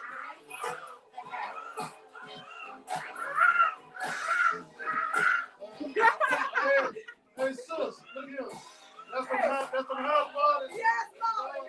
Let me give you a lesson, baby. A history lesson. Back in the 70s, right? Come on, turn that down just a little bit. Back in the 70s, y'all, for y'all young folks that don't know, we used to have what they call a blue light party. That's right. We might need to bring that back. Okay. Wait a minute. Where you take and put a blue light on the front porch. So everybody knew where the party was. Okay. See, they had these parties like the blue lights in the basement. But in Savannah, we didn't have basement. Right. So we had to put the blue light on the front porch. We know where the And party guess what? was. Everybody knew where the party. We And knew guess where the what? party And guess was. what we used to charge? They used to charge us a quarter Not a to come quarter. in the party. Hey, look here. Oh, them What? quarters Look here. added up, baby. What about the rent parties? The rent party. Huh? Yeah. We can read that back. Yes, y'all. Let me tell y'all. This kind of music here, we had Earth, Wind and Fire, LTD. You know what? Oh my If you God. say that right, check this out. Yes. But see, let me tell you something to young folks. Now, all the old music y'all like, I want y'all to keep in mind. All this music here, all these people came to Savannah at the height of their career. Yes. Michael Jackson, Yes. Prince, Luther, all of them have been here. I met Prince personally on Broughton Street. Ooh. This was 42 years ago. I Oh my I saw God, Prince yes. at the We cemetery. love the history. I was I love it. I saw Michael when Michael came here off the wall. You remember? Yes, I yes. saw him a concert. You know, I was a sheltered child, so my grandmama wouldn't let me go see. Oh, you remember the Reflections of Montgomery? Yes. And they would come there like Rick James and all of them went down Yeah, there. not Rick Yeah. James. Now, when I got older, when Gerald Levert and all them came, you know, we met them over at the DeSoto Hilton. We was real groupies back then. Uh-oh. I met the Whispers. Yeah. I met the Whispers and who else? Yeah. You never heard of them? Oh, I know about the Whispers. I know about Okay. them. Where you from originally? Texas? Houston, Texas. Houston, Texas. You from Harris County. Harris County. What you know about Harris County? See, now, you just got here. I've been here. Yeah, I've been here. Look, I've been in Chatham for a little bit. I've been here for a little bit. No, what he's saying is, you just got here. Oh. He's been here. He's been here for years. Oh, okay. Oh, yeah. You So been here. how old are you? 23. Oh yeah, you just I'm got just here. getting started. You just get started, baby. You ain't said, how they said the milk ain't dry around your mouth. So you lived in Harris County? No, Or no, you no. been there? I done been there. I done been Okay. there, been around. Okay. I done been around. I love this. He got around. Yeah. How that song go? I get around. Yeah, like hump that all of them. Yeah. I get around. I get around. Y'all, let's get started. I know. I want my. like a 1970s pimp. Yeah. We get around. Understand it. Walk with a limp with sips. All right. GP, y'all got the CJP and what he's doing over there. Holding on. Y'all listen. This is Newell. Give me your name. Jewel. Jewel. Like a diamond. Jewel IV. Jewel IV. I'm gonna call him the next Lee Daniels. Y'all remember India Ari? India Ari did some awesome and phenomenal things here in the city of Savannah. She was a SCAD student. Okay. I just found that out the other day, and I've been going to Yes, school for 3 years. Honey, she went and just went international from SCAD. I can remember when she used to play her guitar in Forsyth Park. You Wow. know what song she did? She said, give me Atlanta, give me Savannah. Yes. I don't need no Hollywood. That's right. Yeah. That's right. So natural, so real. A phenomenal young woman, and that did phenomenal things from SCAD. She's probably the only one that I know of that went to SCAD and made it big. Now there's probably a lot more. Right. that Yeah, it I'm is a not few. privy to, that information. But I'm sure you would be able to tell us in the business that you're in and the things that you do. Y'all, this is a director, filmmaker, Writer, producer. You name. Well, heck, you want to introduce him? No, Alexa. you got it. No, because you saying it now, because you know it. Because I've worked with Jules. I mean, we both go to the same school. You go to SCAD? Yes. I'm a graduate, but I will be returning in 2 weeks to go get my master's. That's all right. Okay, That's your all right. master's in. Master's in fine arts in film and television. Okay, film and television. So y'all, I want y'all to look at this young man. And I'm going to say this right here to you on this show. When you go get that Grammy, no, the Grammy, the Oscar. The Oscar. I was gonna say, I gotta see. No, you got to say, you're going to be producing somebody that sings. You're going to be doing that. I'm speaking this over your life. But when you go get that Oscar, I want you, the way I know that you remember me is when you say, I want to give thanks to God Almighty who's the head of my life. And also, I want to thank this lady named AMB. AMD. Alicia Milk Blakely. Be on her show. I don't think I'm gonna forget you. Y'all, let me say, you know what? This is so true. This young man is going to do some phenomenal things. The trailer of your movie, you did a movie that is 16 minutes long. Yes, it's a short film. A short film. It's originally a proof of concept, and for proof of concept means it's you proof. You film basically a portion of it just to say that you have proof of your concept. So it can be produced or made into a longer project later on. Okay. So exposure. It's my senior thesis, so I graduated out of SCAD with it. And the restriction is only 10 minutes, but I had a good story and I pushed my professors to give me more time. Oh, so I got it a little bit longer than what the requirement is. And you're going to be premiering it, I'm told. Yes, we are closing out the exposure tour. So we've been touring the film around different cities. We first kicked it off in Atlanta. Then we went to my hometown, Houston. And we came back. We were supposed to go to Miami, but it didn't turn out the way it was. We had some COVID issues and things of that nature. So we canceled that, but we're going to be closing out the tour here in Savannah at the Westin. Across the river. So and if our viewing audience wants to get some information on actually attending the premiere, yes, ma'am. How do they get that information? So you can buy tickets on our website, ivvision.com, but it's an acronym, so it's ivvizn.com. IVVIZN. .com/tour. .com/tour. Yes. And Stan, so you got that? Stan, so you got that? Stancil, why you be playing with people now? Stancil, IVVIZN.com/tour. Okay, awesome. Go ahead and tell us a little bit about the movie. So the movie is, I've been here in Savannah for 5 years. As a SCAD student, you kind of just become a Part of the of city. Savannah. But I like it here. And a lot of people want to jet out and leave and want to go to Atlanta or want to go to New York or want to go to LA because that's where the industry is. But well, let me stop you right there, y'all. The industry is going to be right here in Savannah. no, she's right. That's exactly The industry is going to be right here in Savannah.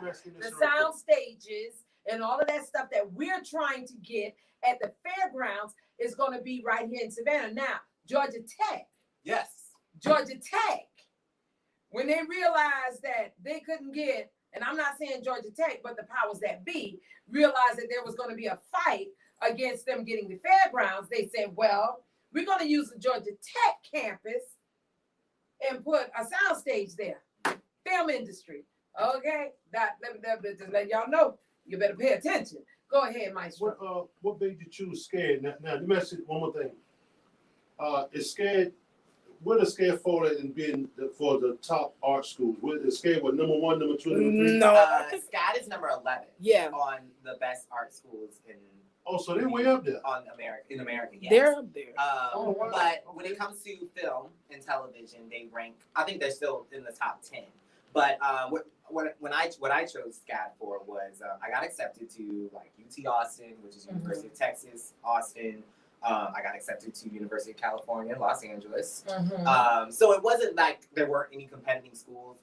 SCAD was throwing me money. 1, but 2, when I came to visit, it was more of an interactive hands-on program, which well-rounded you in all of the departments of film, regardless of your specialty or your focus. Okay. Which is what I enjoy because as a filmmaker and as most SCAD students, if you go to SCAD, it's overwhelming. It's an overwhelming Definitely. amount of art. In the first quarter, I couldn't even make anything because I was just culture shocked in the way of SCAD culture because it's a different type. It's 10 weeks in 1 quarter and you're taking 3 classes and they're crash courses. So you have to be on your P's and Q's all the time. Whole way. The whole way. Or else, I mean, 1 class can knock you Off your rockers really grade point badly. down.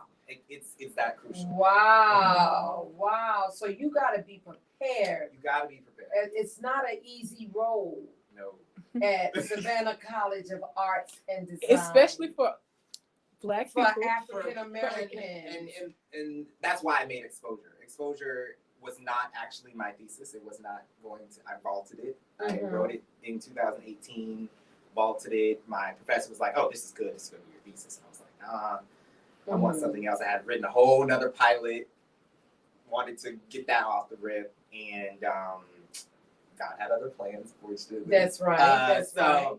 I think this was a story that needed to be told. It takes place here in Savannah, and it's about a Black photographer. He's 22, and he's openly gay, and he's having this struggle with himself of trying to be comfortable with being a creator out of school. And I think that's what a lot of people or a lot of students who graduated in the pandemic are feeling now. Of like, okay, I get out, I had all this degree, I had all this plan on what to do, I spent all this money, what do I do? And he's kind of in that thing, but we take a deeper look into him, into his life, and we see that he's in a relationship with someone who is not in the same predicament as him. It's someone who, like you talked about, are people earlier, like the people that you would see in Fraser Homes or that you would see at the Weeping Times, in those areas, and he's a product of that environment. But he has found this Marcus, the main character.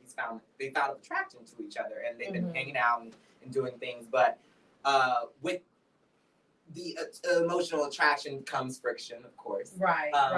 And the reality of where things are, and he takes a certain amount of photos of his lover, and the lover is not in agreement of it. He's aware of it. He's not in agreement of it. But with him revealing how their feelings are laid out personally, like all laid out, Marcus, the main character, he takes it hard, and he Mhm. makes a decision that will, basically map out their whole relationship, or actually Wow. just a whole problem in general. Okay. He actually takes these photos and he submits them to a photography competition launched by the city, LOL. So it's by the Savannah Arts. It's a fictional Savannah Right. Arts competition. Okay. And he launches and submits the photos just due to anger. Oh. Wow. Due to I want to see that little short film. Yeah. Wow. Is that like, how did you come up with that character? How did you come up with exposure? I had a fight with my mother. It was in 2018. So I'm Okay. what, And sophomore you, in college? you're a baby. You're like 18 when you came to Savannah. 18. Right. I didn't know a lick of Savannah. I didn't know. That was your the first first time time stepping into Georgia.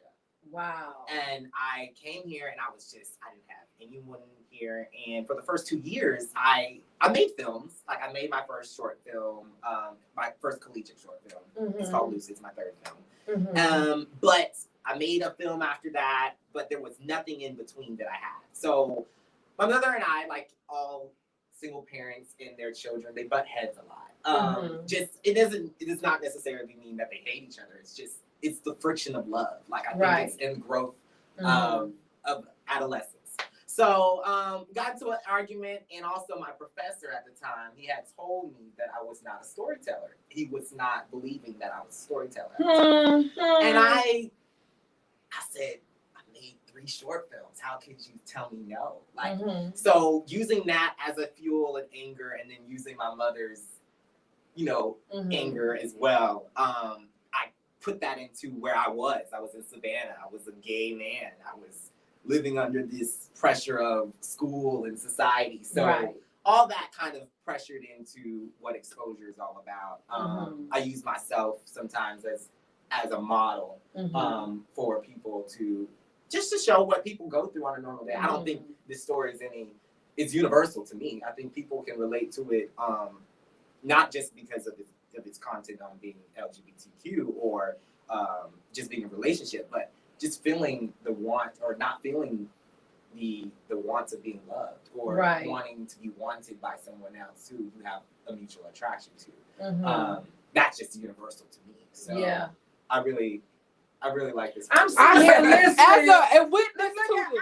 I'm sitting here. I worked on this set. She was the main stylist for the project, and you can ask her all like how we did it. It was a 3.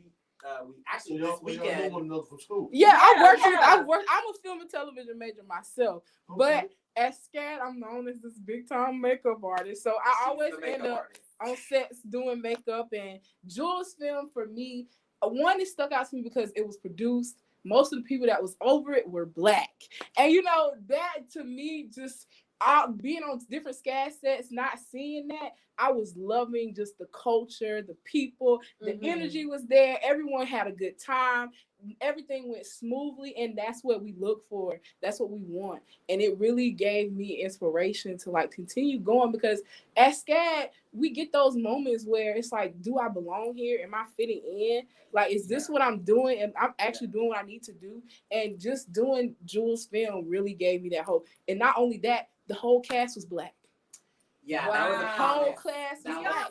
do y'all realize what we're listening You know to what I like? Can I say in this? Sam? 2021?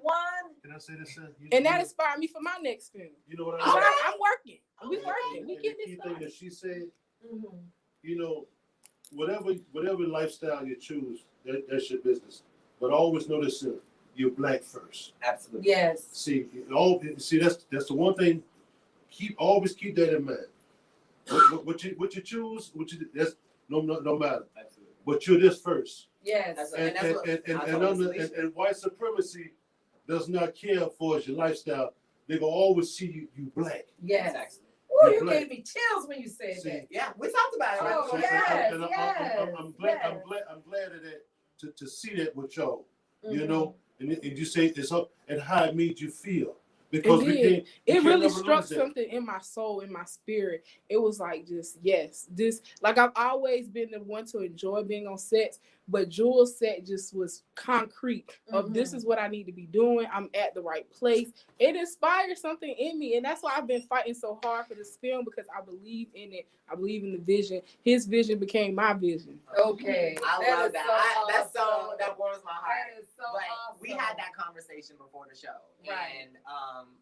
and like SCAD students, and it's not to point fingers or to shade my school. Right. I love my school. I love my school too. But you know, the But there are content is very whitewashed. Yes. There's not a lot of multicultural content. I'm not just speaking on Black content. I'm speaking on All content. It's hard for even Asians. South Asian people Yes. of Pakistani descent or of You know Saudi what? You know Arabian what it descent. is? Yeah. They market that school Yeah. like it is a school Like that is the- embracing the- of everybody. Diversity, yeah. And then when you get there, You have your see tokens. something else totally different. Yeah, and You know what and I'm I was saying? I was very much privileged to be across this, like my office. I was a casting intern for 2 years. My office was right across from the dean, so I could go and I had the comfortability to talk to her, and she might be coming on Saturday, which I hope she does. To just talk to her about, you know, we need more people in this office that color. look like me. Yes, We need- yes. Besides just women, because it's a women casting is all women driven. But we need some men in there. We need some color in there, not just white women. We need some Black women. Well, I'm gonna say this right here. SCAD need to be paying some money in the city. All these buildings they got right here, yeah, I'm saying it. I sure am. They don't pay no taxes. Hold on, let me finish, because this SCAD need to be paying their fair share in this city. Or that's another thing we gonna talk I mean, they about. take enough money for us to supply Yes, the whole honey. city. They look here. I They mean, pay, them students pay very well. And SCAD, y'all need to do y'all part in this city. Yes, I said it. I said it. If you don't like it, oh well. You know, we're gonna have us some conversations about why SCAD ain't paying their fair share and why they ain't giving more young folk with color opportunities to grow in this country. Yeah, I said it. So that you know that brings to Y'all, we got to hurry up now. You Y'all- got 2 minutes. y'all work hard, and y'all may see some of them other ones get through, and not put in as much. With And it happens all the time. I mean, Yeah. especially from my position, it's always the students that, you know, have more access. For one, because they have the money, you know, they have the connections. I'm here to get connections. Some of them come in with the connections. So it already puts me at a loss. And then, like you said, we're Black. The At a first thing they see disadvantage. as me, they see intimidation. They see, oh, she Black, you know, she's a strong Black person. I can't take her as serious because she's not like me. But they don't look And past then, you the know color. what? The fact of the matter is, you're a strong Black woman. You're a plus size woman. You know what I'm saying? Right. You have a strong voice, and they look at you like, oh no, they kind of standoffish. I've dealt with that Yes, as a ma'am. woman of color, a plus size woman, you know, and a strong voiced woman. Yeah. So I can imagine what you all, and then you being a young, gay African American man, you know, with a voice, they look at y'all like, and do you sometimes feel like, should I be here? And every we day. all had those doubtful moments of our placement there. Right. But I think, like, that's one reason I made exposure, because I knew that, one, it would be stark different from what everybody else was going to make at that season.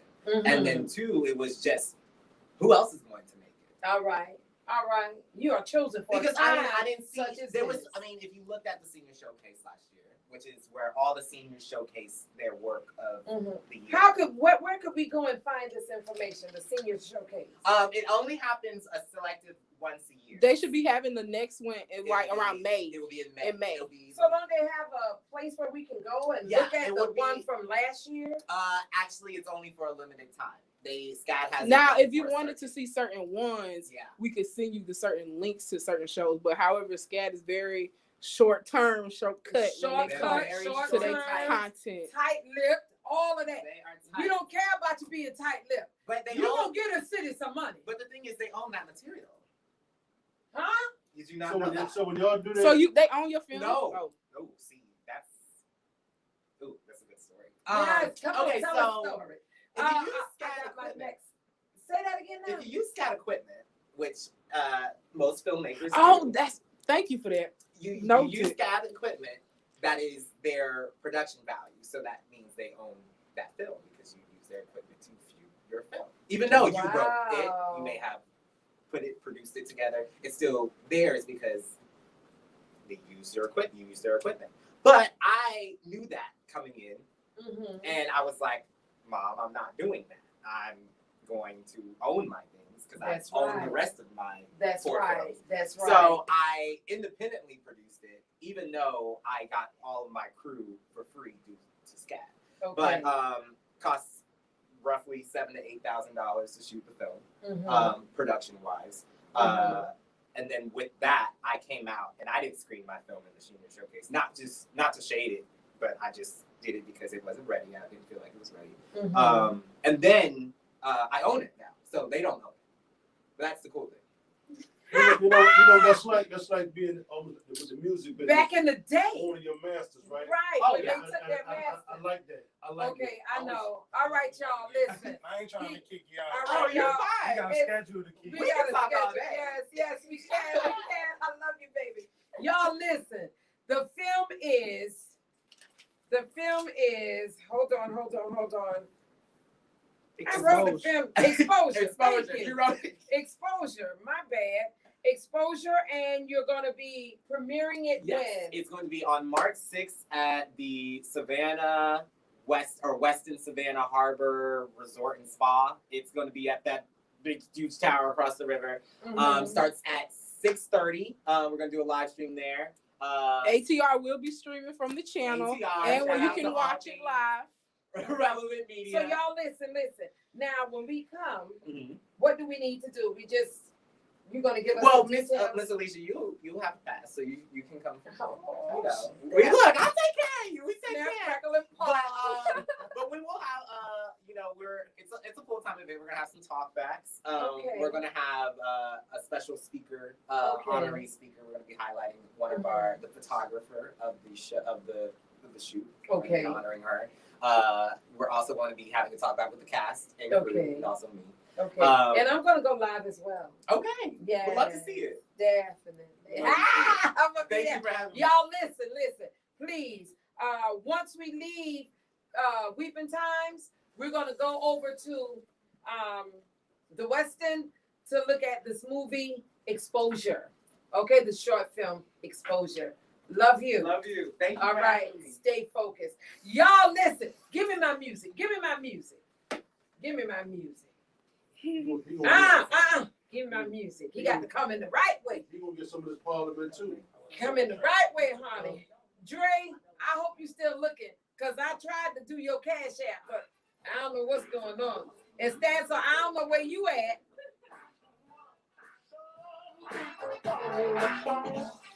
Since that's what I'm doing, I'm gonna just drop the. You can play something else too. You can play some Marvin. On the damn, ain't that funkadelic, ain't that? Hey, I'm like the devil on bumping the please. Bumping the please. Y'all listen. Y'all, we ain't gonna be here long. We say I'm ready to spring.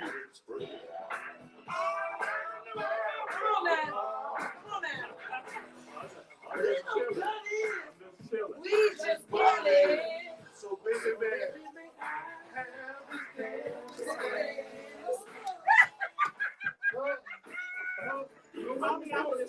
Okay. I'm about to put the website in the Look what the door. price go. Look at my Let me do a bad leg.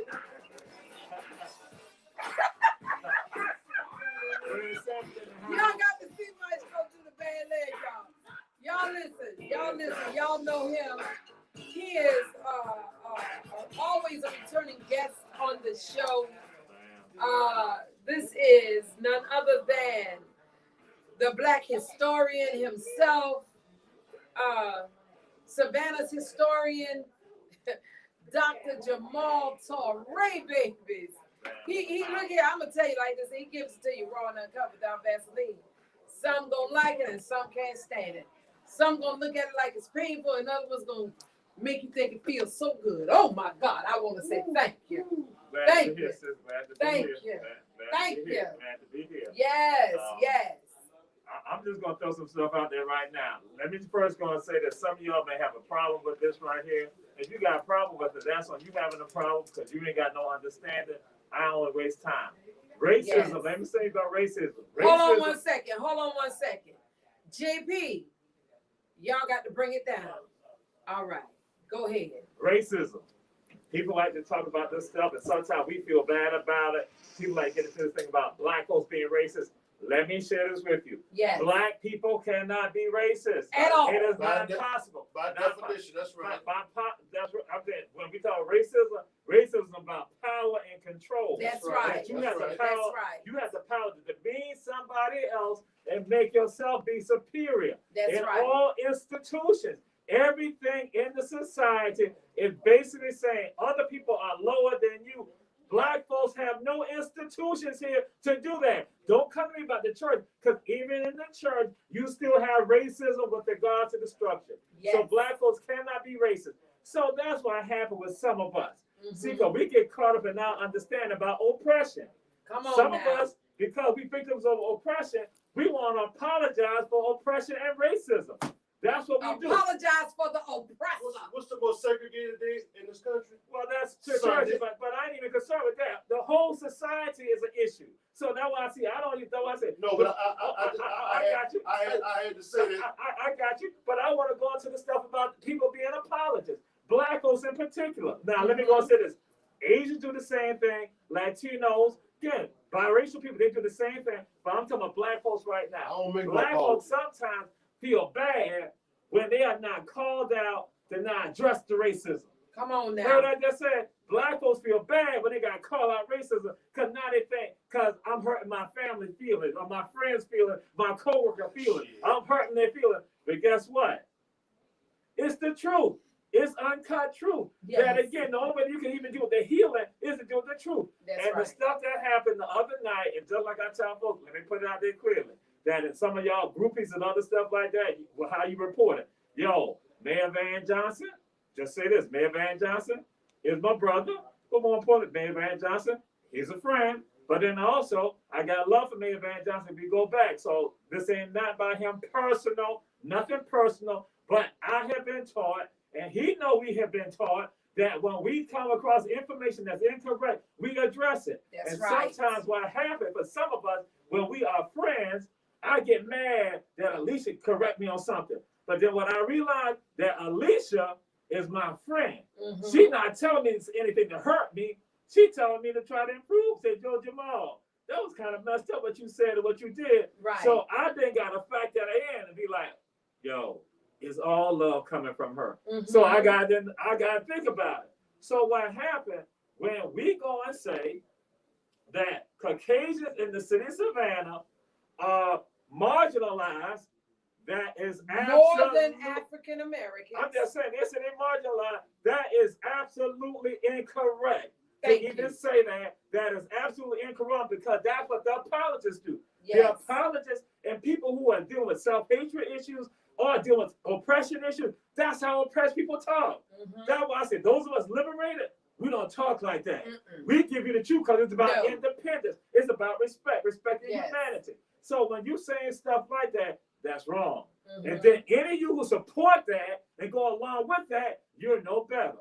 Because you too are an apologist for this system. But then guess what? I'm going to throw this out there. If that had been a Caucasian Come on now. that had said that, y'all be up in arms about attacking them. See, because that's how you all function. Hypocritical. Yes. Mental twister stuff. Yes. So crazy, so Yes. cool. That where is the NAACP on this right here? That again, because let me explain how some of us function too. Because we have a black leader, Yes. a person in a position of power, we then go and say, whenever that person in power, male or female, they do something wrong, We give them a pass. no, well, no, I don't. We get mealy mouth, we get quiet. We don't say nothing. You know, we don't say nothing because see, we don't want to embarrass them. Because if we embarrass them, then that means all of us embarrassed. Exactly. No, it ain't. they embarrass themselves, we That's call right. them out. And see, now I gotta throw this out. Now, how some of y'all try to function with the people in the hood. The people in the hood, y'all, when they say no snitching, y'all say, how can they talk about no snitching? Yo, that's what y'all do too. When y'all say don't say nothing about that black leader who was doing wrong to us, causing harm to us, and we say nothing.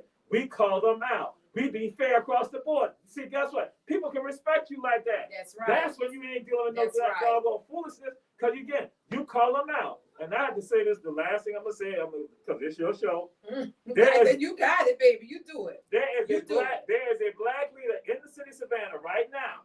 A black leader in the city of Savannah that some of y'all support, that some of y'all going to idolize in the future. When they die, y'all going to probably have a building for them. There's a black leader in the city of Savannah who did a concerted effort to get rid of and cause harm to black men in the city. And none of y'all say nothing about it. I have shared stuff about it, and there are at least 3 black men, family men, that this person went after and got rid of them from positions. And so here's a black leader that y'all celebrate, y'all talk about, and that's why I said people like me, we look at this, and we look at y'all and say, they think they know what time it is. They don't know what time it is. Right, so that's how we come at you. So when I'm coming at you with the stuff, guess what? It's never anything personal. It's what I have observed, what It's I know, reality. and I give it to you. And when I see the stuff wrong, my job is to call it out. And so that's what I'm saying. Yo, we have been marginalized. And, Yes. and I gotta say that the last thing I said is Eddie DeLoach in 2019, because I posted a video talking about some stuff I said in 2019. I told y'all so. I told y'all. And guess what? Eddie DeLoach has said in 2019 to the Chamber of Commerce, Yes. to Caucasian businessmen, he said there is a ring of poverty in Savannah. Yes, he did. He said there's a ring of Hold poverty. on. Rule Francis said he said they were the marginalized. Then he corrected himself and said minorities. Now, isn't Savannah 53, 55% black? Rule Francis, no, baby, that ain't gonna fly tonight. That ain't gonna fly tonight because there was no correction. There was no correction. Okay? One of the things also that we've learned too, we learned that sometimes you don't dignify some people with some responses. But then also the third, Eddie DeLoach said there's a ring of poverty in Savannah. Yes. He addressed them again to predominantly Caucasian business leaders and said to them, there's a ring of poverty. You got your tourist areas, you got downtown Savannah, Broughton Street, you got River Street, you got City Market. But on the fringes is poverty. And said that you hotelers who coming in here, when you're doing your development of your hotels, you need to have affordable housing for your workers. For your workers. Eddie DeLoach said this 2019. So if the Caucasian mayor at the time could see that marginalization and unfairness, even with this being a majority African-American city, if he could say something like that, why can a black person say the same doggone thing and not feel bad about it? See, but that's what happened. I tell folks this on my journeys who do my tours, and they see the stuff here in Savannah, because see, they get it. They get the stuff that y'all don't even understand. I tell people, y'all know more about Savannah than the people who live here. Exactly. They're going to ask questions like, why are there no Black Lives Matter flags here? We see other flags here. What's going on? Savannah, majority black. Then they're going to ask the question. They said that, so how's Savannah doing with regard to African Americans when it's a majority black city? Then they say, wow, Savannah is like other urban cities too. Yes. With these populations with political power not doing anything. And I said, you know why they're not doing anything? Because they feel beholden to other people. Yes. When you know that you're great, you can look at amongst yourself and then go and do the right thing and not feel like I gotta look at you to tell me what to do. I will tell you what to do because I'm the political power here. Yes. I'm the one that has the vision and understanding. Yes. I will listen to you, but I have vision, and so I'm not beholden to you. Exactly. But see, when you've been trained by other people, by other systems, you feel beholden to them like they're great. No, it's not. That you understand what you have. know what? You know what? You got some folk in this city that think that white folks, ice is colder, water is fresher, and sugar is sweeter. And that is a travesty. Absolutely. That is a travesty. I'm going to say it again. I've said it earlier in this broadcast. We are as strong as our weakest link in this city. And right now in this city, the weakest link is African Americans. Don't sit right here. The proof is in where we look at. He might be your friend, but personally, look here. Like I say, he did enough for black folks period, as an alderman and as a mayor. So I got the spirit of Khalid in me. I ain't got time to play. I ain't got time to play because I know it is what it is. Well, you know what? At the I end of the day, he can do something. You know, I would not expect anything different from the other persons. But I do expect a certain standard from the mayor. Right. The mayor can change the trajectory in the city. I want y'all to hear what I'm saying. This ain't personal. This is business. The mayor can change the trajectory in this city. Now, we got a group of people that's doing fine. Absolutely. That's eating good. Absolutely. That's living high on the hog. And then we got a group of people over here that ain't doing good. Yeah. That ain't eating well. That ain't living high on the hog. Right. So guess what? Equity. But guess what? That group of people that's not doing good, they paying into the same system. That's right. They're paying into the same system. So it's not equitable. That's right. That's right. The resources are not spread across like they should be. And y'all, let me tell you something. I said, I sit at the table. Can't nobody tell me nothing different. And for our old heads, for our older, I'm going to call them, we the baby boomers. What is it before the baby boomers? What's that generation before? I guess they're about 70. Some people call them because of World War II, the Great Generation. Okay, that generation, please stop telling me. Please stop telling me. Stop acting like that. You don't need to be acting like that in front of white folk. Right. For what? Stop telling me that. Yes, I do. My granddaddy told me that a white person will respect a black person better when they kick behind, more so when they kiss behind. I don't know how to kiss behind, but he ain't said behind. He said that other word. Right. Oh, do you understand what I'm saying? But I'm being respectful. And you know what? I told somebody today, I'm going to call it out. I'm going to call it out. You can respect the position all you want to. Right. You can respect the position, but when the person who holds the position is not doing what they are supposed to be doing, then Houston, Savannah, we have a problem. Well, and part of this too is that we tend to forget something, that we tend to think when somebody's elected to office, guess what? They have to listen to the people. They have to listen to the people. That's their job to listen to the people. You are a public servant. Yes. You are a public servant. So yes, the public can call you out. But what has happened for African Americans at times who are in leadership positions, African American leadership sometimes take the attitude that black folks can't say nothing to them. Exactly. And tell us to our faces that it doesn't matter what we say. Mm-hmm. And that's disrespectful because we don't want to help them get into office. Exactly. And that's why, and then here goes some of us. We, as I said, we get so caught up in our positions and titles that we see them up here. So then what we do in turn, we then go and let them act like that, as opposed to saying, no, you are there because of me. Exactly. And because you're there because of me, then what I say, you must listen to me. Even if you disagree with it, listen to me on that and respect me. But what they do, they brush our community off. Yes, they do. And pay attention to other people. And you know what they say?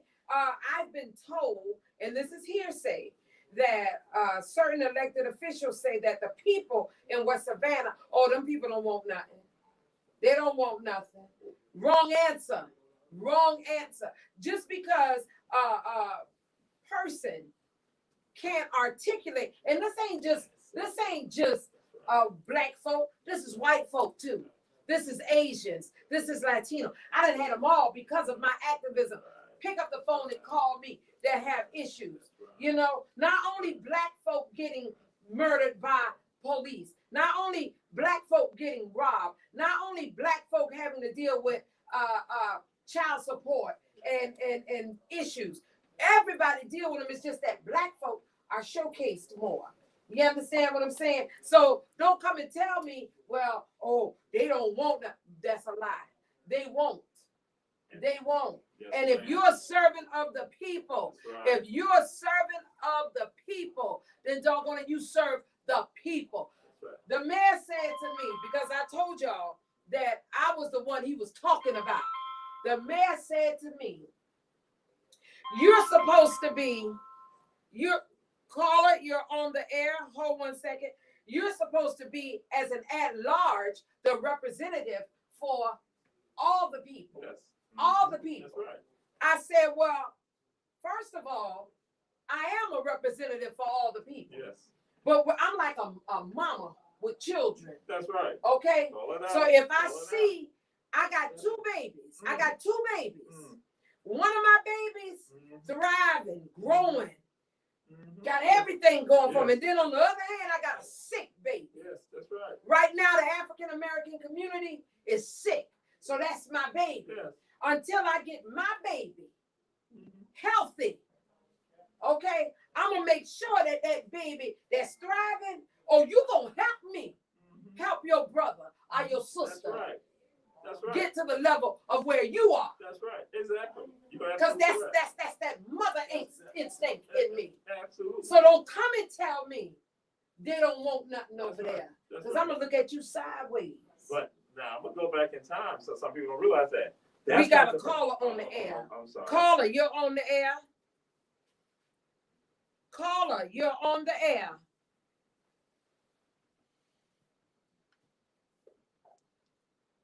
I can't. Are you saying something, caller? Did you hear me? No. I heard you. Look, hold on. Okay, let's see. Say something. I hear you now. Yes, caller, go ahead. Yes. I am very disappointed in our Mayor Van Johnson for the simple reason I voted for him. Mm-hmm. And for him to say what he said Friday night on his podcast, that if anybody needs a task force, it should be white people because they are the minority. And what he was saying was that being that they are the minority, they don't have any power. But at the same time, you have to also go back to our slave.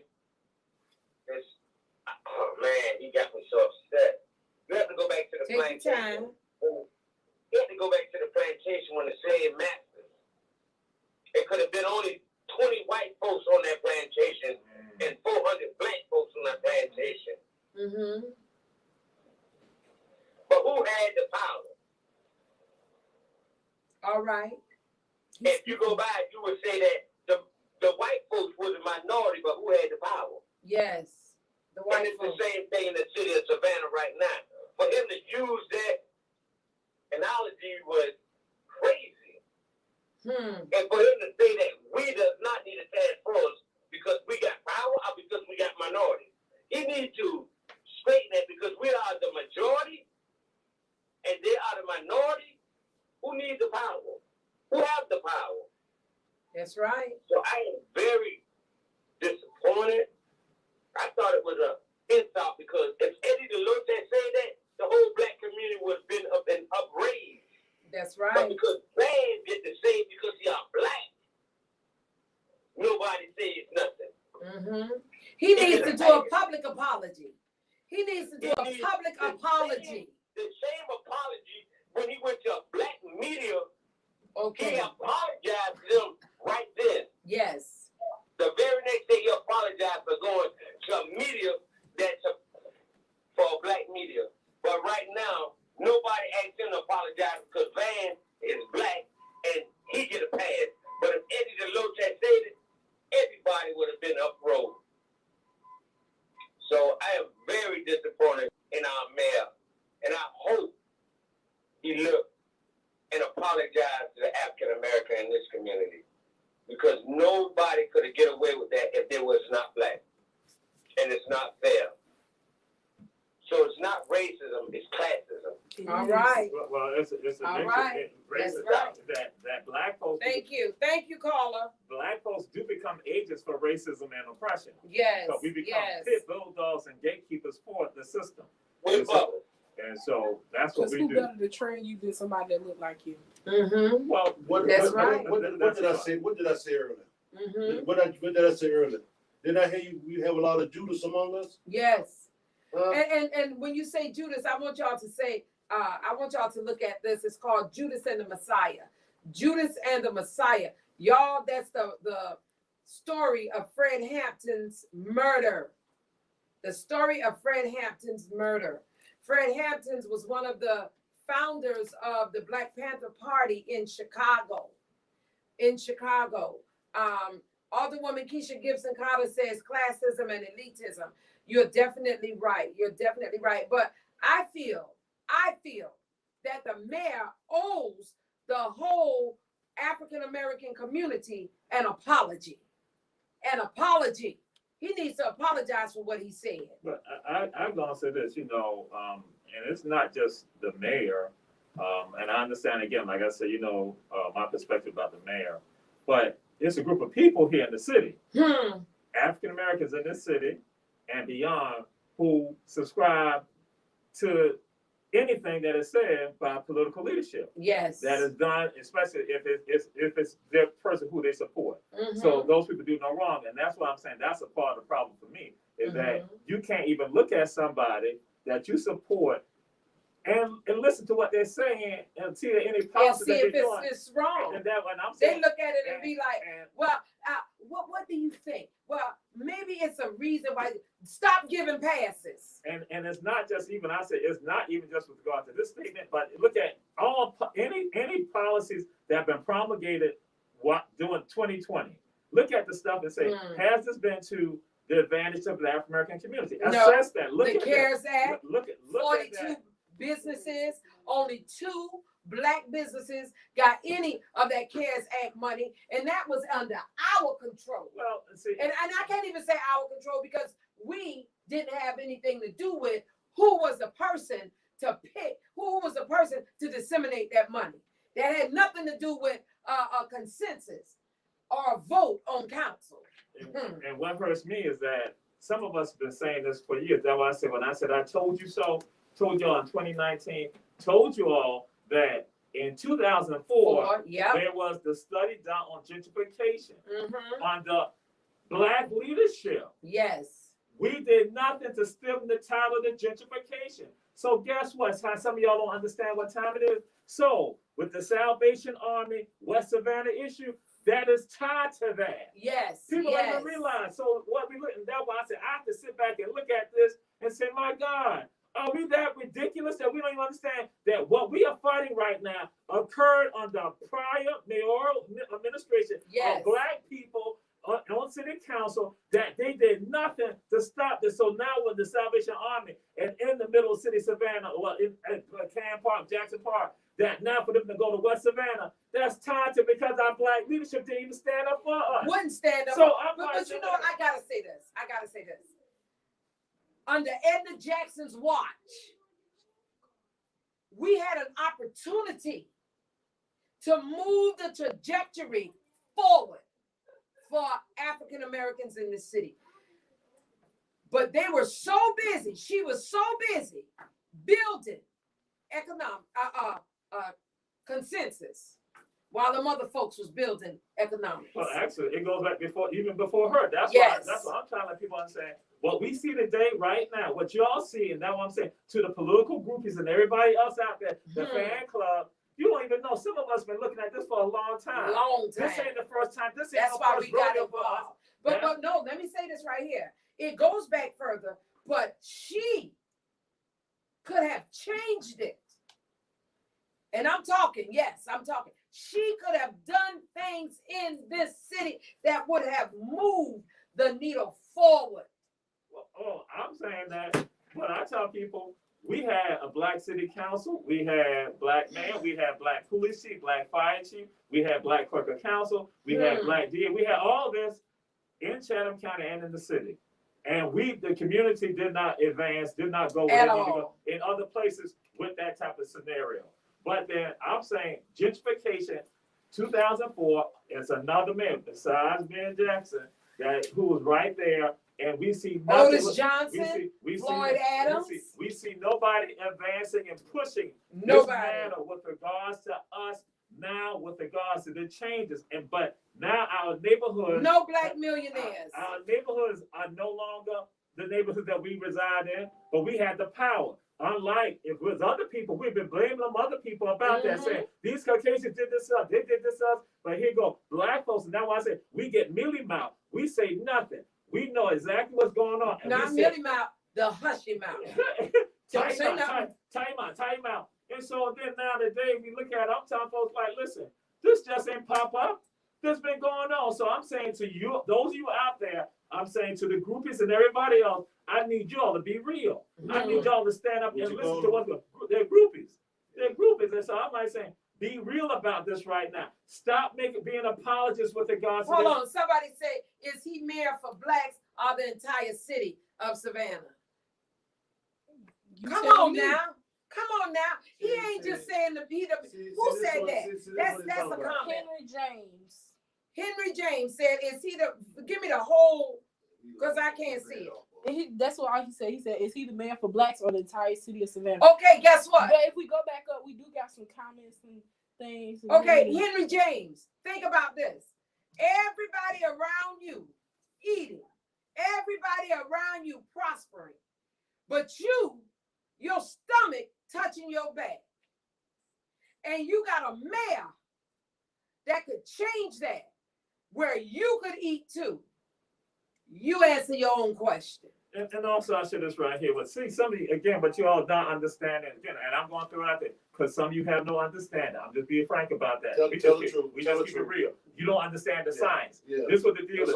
African-American politicians, when they freely operate, are more progressive than other people, and everybody benefits. But when you feel beholden to other people, guess what? You stop.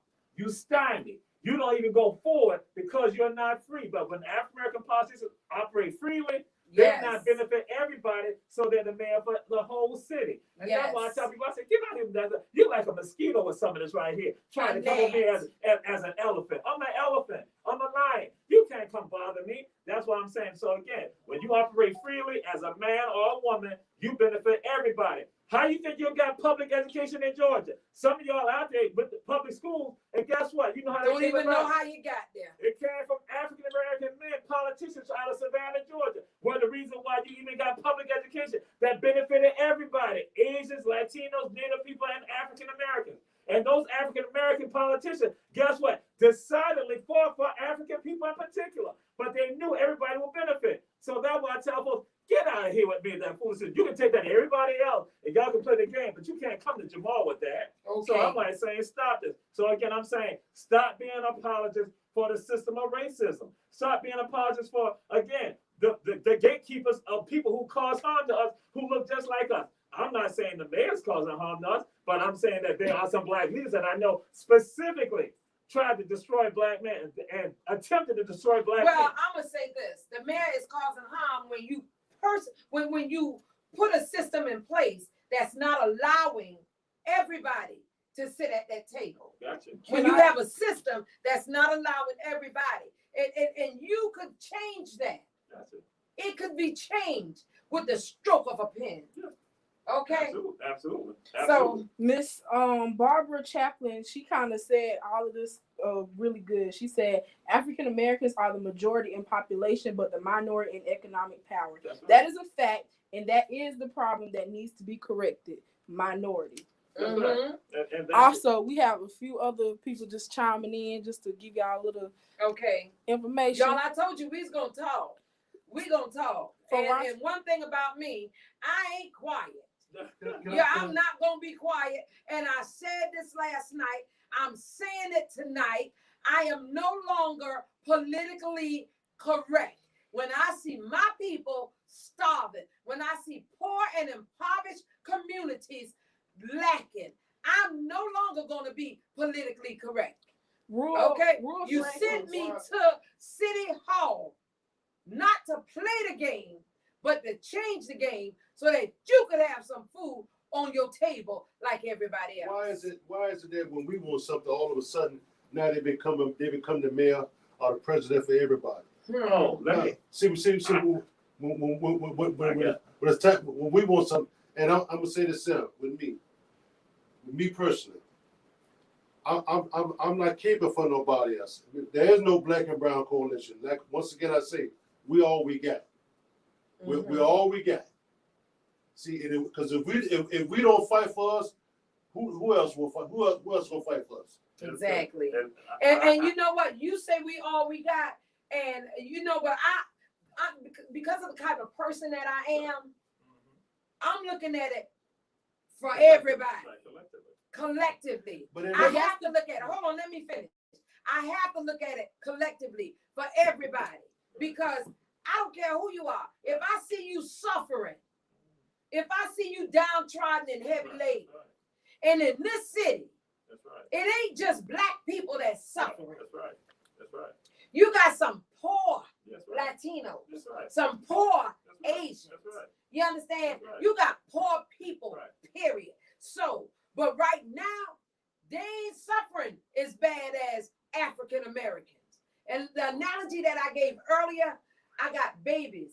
One baby sick and the other one doing well. Just because that baby already doing good, you're not neglecting that baby. No, You just giving a little bit more attention and care and love to the baby that needed the most. exactly. And that's how people should look about it. The thing is, we have this selfish agenda and it needs to be changed because if we're looking at this at a selfish way, we only benefiting the ones who are selfish about it. We gotta be Exactly. selfless. As a community, right. we That's have to be selfless. Mhm. Well, But the thing is, we could be selfless. My concern, I'm gonna say this here, Mhm. and this is how I feel when it comes down to it for me. My concern is for black folks. I'm not worried about the Latinos. I'm not worried about no Asian, or nobody else. Mhm. My concern is black folks, and that's just me. My concern is black folks as well, Yeah. because I know we are the weakest link. But I'm saying like this, because of who I am, I understand Right. that. if somebody, I don't give a goddamn who they are.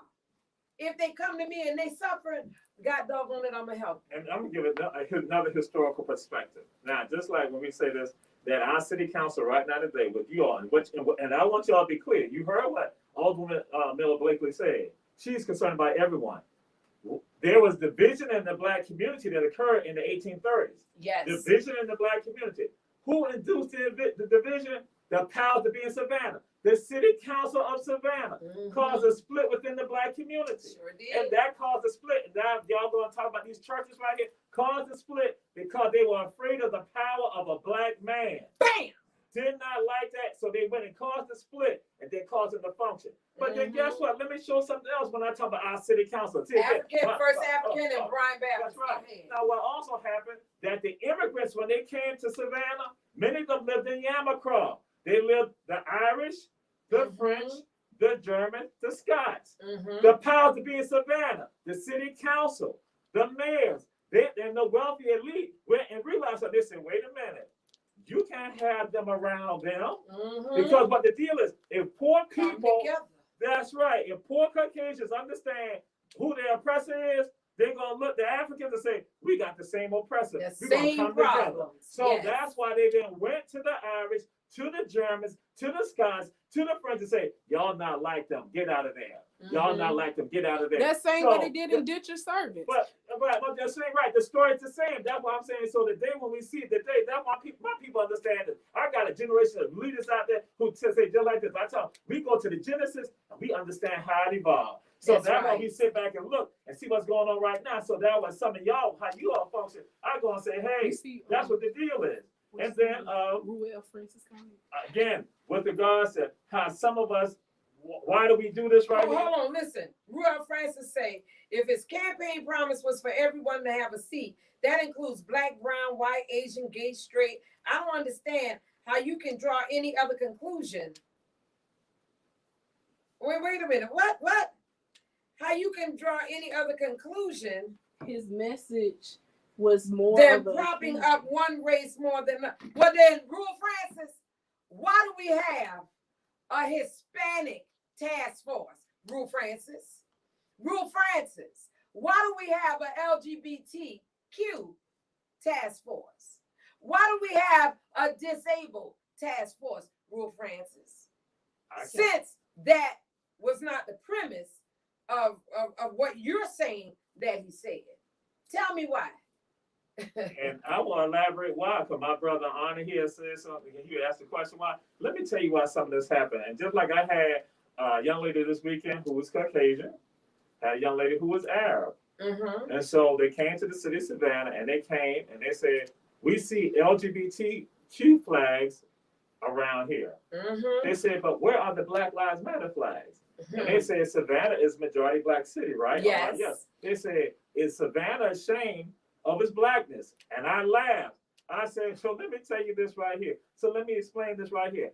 It is easy to have a task force on LGBTQ issues. It is easy to have a task force on Latino issues. It is easy.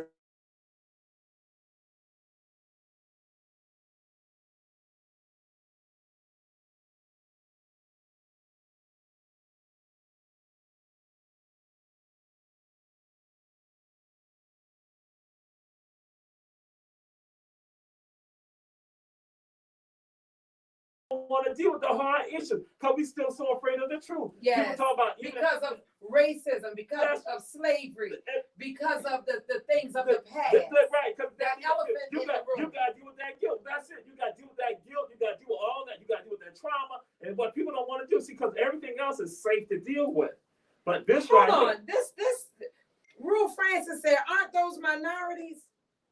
Yeah, young Jews too. But again, Oh my God, Rule Francis. Something you don't think about people some responsibility. Okay, I'm done. So again, we get the real is that again, what people need to understand, whenever you deal with blackness, black people, issues impacting black people, Mhm. that becomes the issue for many people that they're afraid to deal with. That's why I talk about this thing about being fearful. Mhm. We are afraid. See, there's other stuff. It's okay. We can go on that. Mhm. But when you're not going to deal with the black ones, because now you got to deal with all. You got to do a marginalization. That's not just 2020, No. 2021. You got marginalization going back 1800s. 1800s, that's That right. you're not going to figure That's out right. how to rectify. You got to rectify the educational inequalities, the economic inequalities, the Mhm. social, the spiritual. You got to do all that. You got to do all of that. Mhm. And for some of us, that's too heavy for us. Mhm. Or that causes our soul to ache because we feel bad for other people. No, it's not. The healing will come about when we do all of it.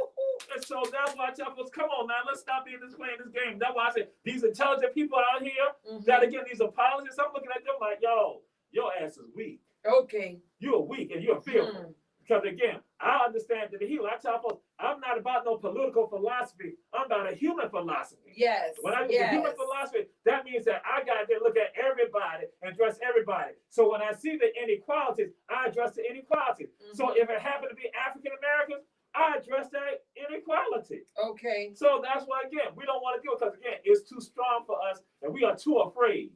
Okay. LBGTQ, disabled and Hispanic citizens are not dying on the streets of Savannah. Black men and black boys are. That's right. Keisha Gibson Carter, Alderwoman Keisha Gibson Carter. And not just in Savannah, in America, period. Well, Just like the 11-year-old black girl that did pepper spray. Yes. You see, so I can't sit here and for me personally, no.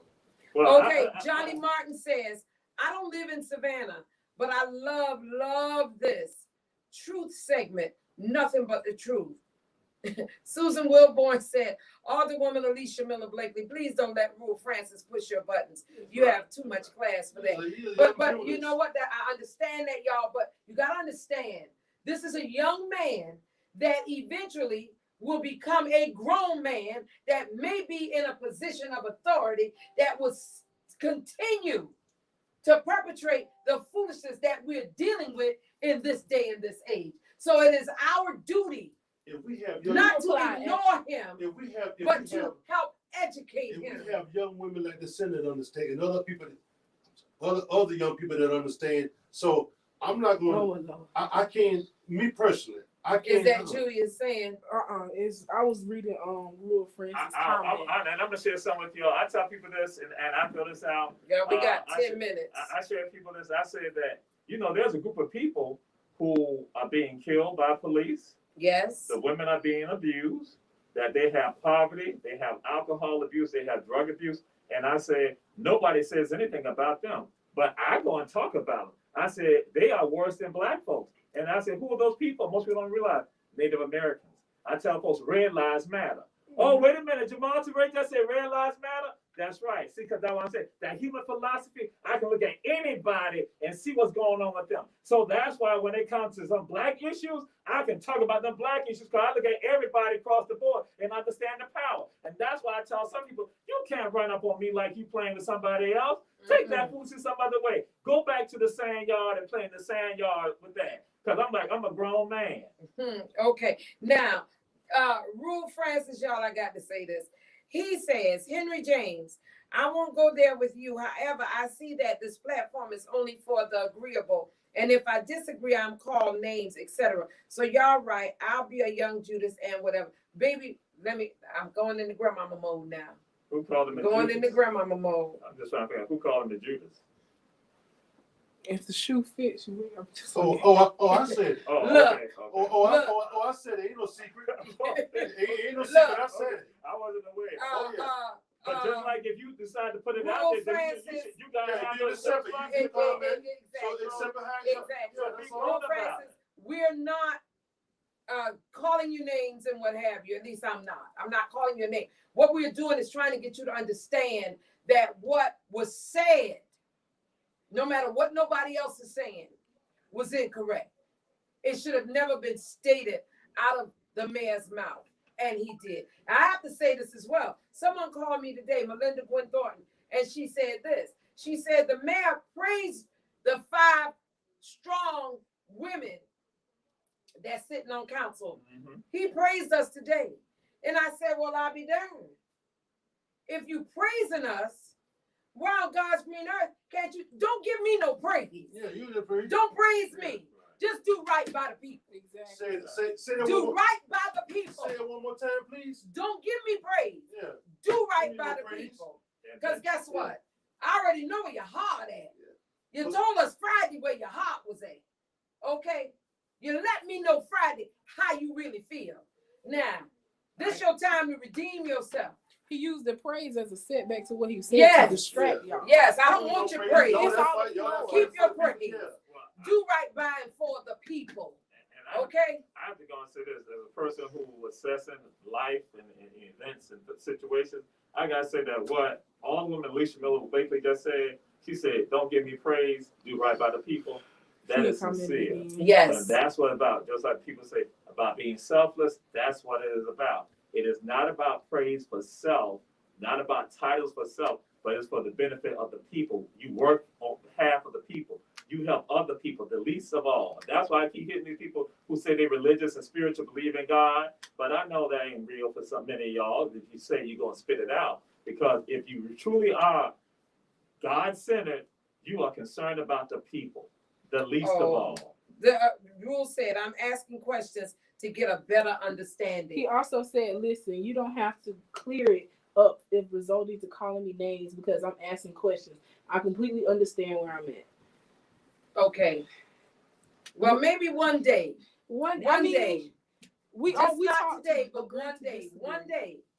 Just not today. All right, y'all. Listen, I want to thank my special guest. My Always, guest, man. always. Look here, we always have them conversations, you know. And like I said, everybody ain't gonna like it, but doggone it, you ain't gonna have a choice but to respect it because we're giving it to you, the raw and unadulterated truth. That's right. And, Okay. That's right. and you know what? And me and this brother, we don't have to agree on everything, but one thing for sure, I know where his heart is. That's right. That's right. I know where his heart is. That's right. And I know That's we right. don't agree on everything, but that's all right. Me and shit. But one thing I know for sure, I know he loves his people. That's right. That ain't in question. That's right. That's never in question. We don't I had to clear that up for you. You know, I know where your heart is. You ain't have to clean up. You know, I know you. You know me. You go way back. Boy, look at her. When you say college, you know what. Oh, did you Oh, see that picture? Did you see that picture? A picture of, I don't know why I told him a large. Look His here. name, Black Freeze folks, Right. look here. Oh, We just shoot. look here. I thought Dre. People want to be able to see I it. do Black need folks an want to extra see them with large. it. Right. That's right. See, that's just like Might be they're talking about because they're trying to of pass to It could be $15 catching an up. hour. First of all, what is $15 an hour going to do still? No. But you passing everything. All these other countries getting money. You done passing all these trees and all them. You done bail Wall Street out. The people. What the OJ is saying, you got to give the word. The people what they want. Oh, come on. Y'all listen, I'm putting this on because it's time to go. I got to say this about one phenomenal, awesome, bad sister in our city. She did the doggone thing.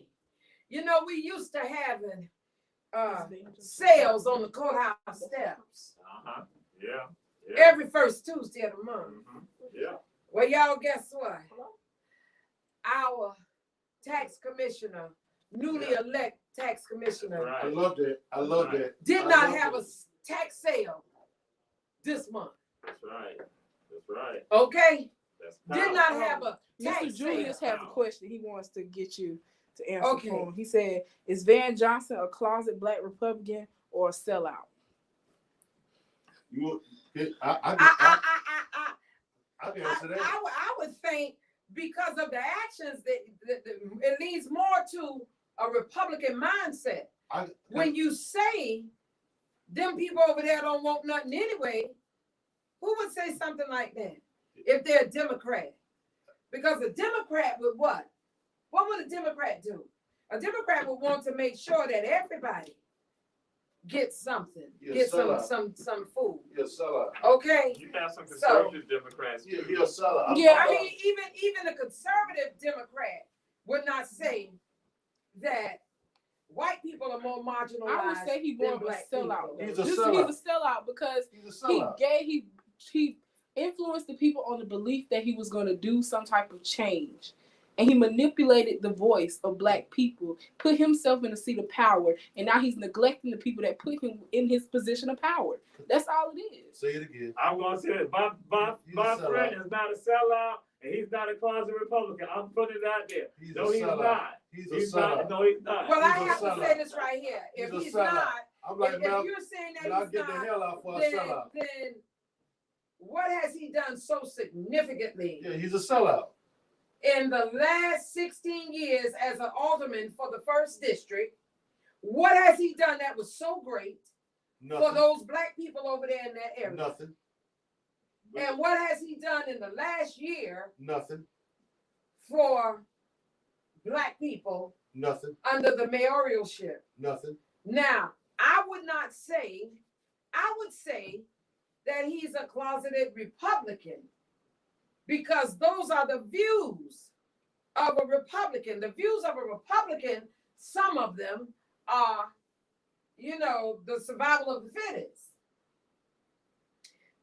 I'm not going to give all my money to them over there. I know they need it, but hey, let them get theirs. I already got mine. That's the mindset of a Republican, And I don't know, a lot of people used the Democrats, but no, because the election was nonpartisan. Right. The election was nonpartisan, so you didn't have to declare who or what you was. I'm going to say that Julius Hall is evil. Again, my brother, my Yes, friend. caller, he you're on the is air. He is not a Republican, and he is not a sellout. Caller, you're on the air. What you say, Jules? All Is evil. We have a caller. I was letting Brother Jamal finish. He has to be a little of both. Oh, Lord. Because a Republican has no compassion, period. A Republican doesn't have the capacity to have compassion. Sound like a pastor. Democrats have compassion. Van is showing us that he has a propensity to be a great sellout, probably the greatest sellout in the history of Savannah. I'm about to walk up this show, Julius Hall. I'm about to walk up this show right now. But because I respect my older woman, I'm staying. You can't left yet. All the views that I give are my views only, not the views of my good brother, Dr. Jamal Torre. But Van has to answer for something, and I don't know what he's going to answer to us or answer to God. Anyway, that's all I got to say. Redemption can come. Redemption can come. Yes, I think he needs to do a public apology. Julius almost sound like a pastor this year. Yes, he did. Yes, he did. Propensity. Well, y'all, thank you so much, caller. Thank you so much, Julius Hall. All things relevant. ATR. Y'all, I want to shout out all things relevant. I want to shout out candidly Keisha, Alderwoman Keisha Gibson Carter on Monday night. I want to shout out myself Tuesday nights, by us, for us. I got you. I want to shout out Naturalist that's F. Naturalist F on Tuesday. 6 to 7. but dog, can I do that, please? Could you hand me the list? Thank you very much. You're welcome. It's the ones in yellow. Yes. Okay. What now? It's the ones in yellow. The ones in yellow. Yes, ma'am. The blue one is there too. Is that another? Those the ones we got that. Oh, okay. All right. Candidly Keisha, 7 to 8 p.m. on Monday. Tuesdays, our vulnerable communities from 10 a.m. to 10:30. 6 p.m. to 7 p.m. Natural as a AF, just natural AF. natural AF. AF. AF. Oh my God. 7p What that mean? to 9p. I ain't saying it. For us, What that by mean? us. No, by us, for us. By us, for us. Okay, and okay, Wednesday, 6 to 7, Run Tell That with Dr. Jamal Torre. Run tell that. And 7 to 9, The Rabble. And Thursdays, Mornings with Mona Lisa from 10A to 11A. Oh. And we got It's some more other on ones it's some more coming. on the other page. Oh, it's some We more got on the every other page. weekday. Okay. And Fridays, 6p to 7p, incarceration to incorporation, and 9 to 10, the Air Scott Hour. On Saturdays, from 12 noon to 1, the Watchdogs. Y'all, let me tell you, these some good shows, very good shows. And 1p to 2p, Let's Talk About It. And 7p to 8p, Voices in the Struggle. All right. And I'll throw this out. Run Tell That on tomorrow. We're going to have Christopher Everett, who was the producer and director of Wilmington Fire, that addressed the Wilmington riots. And so we're going to have him on, the brother. We're going to have him on. So that's what we do. We try to bring the information. And, I'm just doing my little comment. I had to do this to let everybody know from Julius Hall to Keisha Gibson Carter, Sam Carter, Sam Carter, all of them, Alicia Miller Blakely. I got to let everybody know this. HBJ! Woo! Woo! Hey! SHS! Woo! Ain't number one Don't be school. closing your ears. Ain't number one school that they will follow in every parade. And y'all know, ain't number one school, so y'all gonna stop that. Ain't number one school. Lucy Lane. No, that's in Augusta. We talking about Savannah. Don't make me tell you what them girls say. How them girls say it? Child back. Hey, excuse me, I'm curious to know what is AF? I'm sorry, I don't.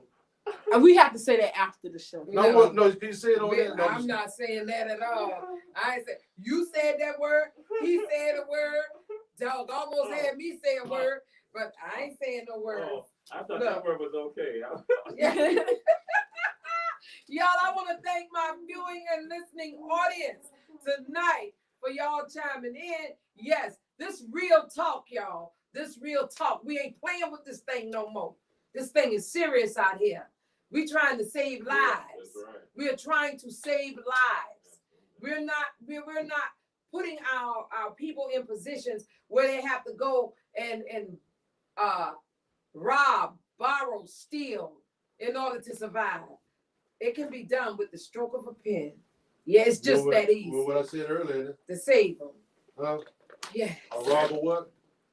And all the woman Keisha Gibson Carter said that the media let everybody know HBJ is great, and she agrees with that. That's what she just said. I see you right there. That's what she said. Thank you, all the woman Keisha Gibson Carter. P2 and P1 in the house. Out of order, Amir Torre. All the woman Gibson, how's my lord? Tell Mr. Carter what Maestro just said. All the woman Gibson Carter. All right, y'all. I gotta go. Tell him this is old chap. Hey, did I finish talking about our tax commissioner? How she saved them people? You need to elaborate further. Yes, ma'am. Yes, y'all. Let me tell y'all something. I gotta tell y'all this. She saved folks from losing their homes today. I mean, their homes were built on the courthouse steps today. But Sonia Jackson, our newly elected tax commissioner, y'all, this lady called me today. She was crying. She said, I want to thank God for you and for our tax commissioner, Miss Jackson. Y'all saved my house. They was going to put that lady house on the courthouse steps for $350 some odd dollars. Okay? Another man got sick, been in his house for 35 years. He's been paying taxes for 35 years, owed $600. They were going to put his house on the courthouse steps. And out of all those people whose houses was going on the courthouse steps that she saved, only 2 were Caucasian. Okay? Y'all, this could have been happening many years ago. Yeah. It was happening for other folk. It just wasn't happening for folk that look like me. That's how they've been taking people's homes. Yeah, so the bottom line is shouts out to our tax commissioner.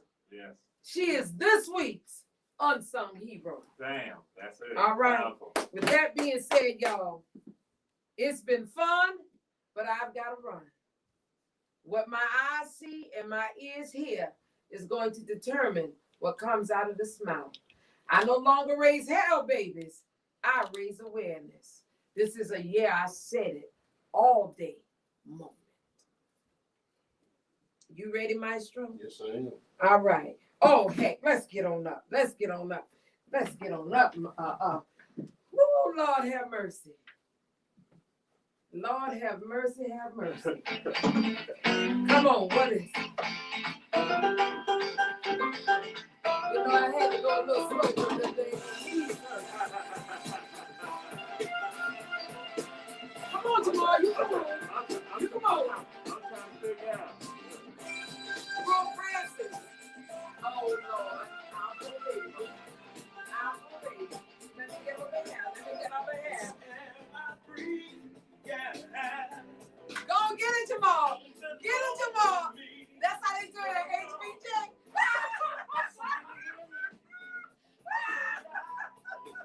Hey, nice show. Oh my God.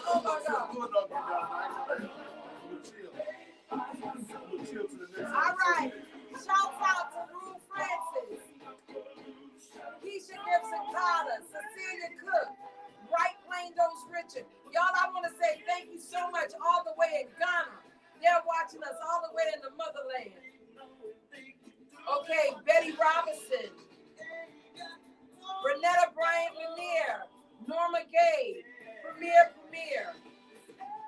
Melinda Gwen Thornton, Elizabeth Ola Kanye, in Washington, D.C., y'all, that's my cousin.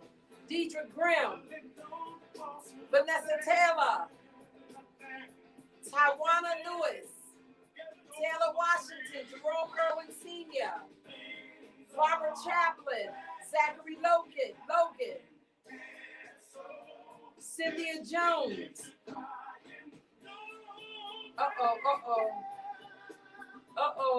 Henry James, Kellens Young. Hold on. Oh my gosh. Barbara Chaplin, I think I called her already. Okay. Y'all, I think that's everybody. Johnny Martin. Y'all, let me say this right here. I gotta say this. It was so many people watching tonight that when you do it live, if I don't call the names out in the very beginning, we lose some of the names. So for all of you all that I didn't call your names out, don't charge it to my heart, charge it to my head and Facebook, because it's their fault. I hope I'm not leaving nothing out. Don't forget to shout out NTR for the commenters. We got Ferrante Frazier, Ray Smiles Young, Ivan B. Cohen, All Things Relevant, Ray Smiles Young, Linian Brooker, JB, MITM, Tia Brightwell, everybody, Antonio Thank Hunter, y'all. thank y'all. Thank y'all so much. Thank y'all, everybody. We appreciate you. Thank you for my guests tonight. Thank you for our viewing and listening audience. Thank you for the ones that call in, our hostess with the mostest, Stancil Johnson, Maestro, Alexis, everybody, ATR, everybody. Y'all, I love you. God bless you. Peace out.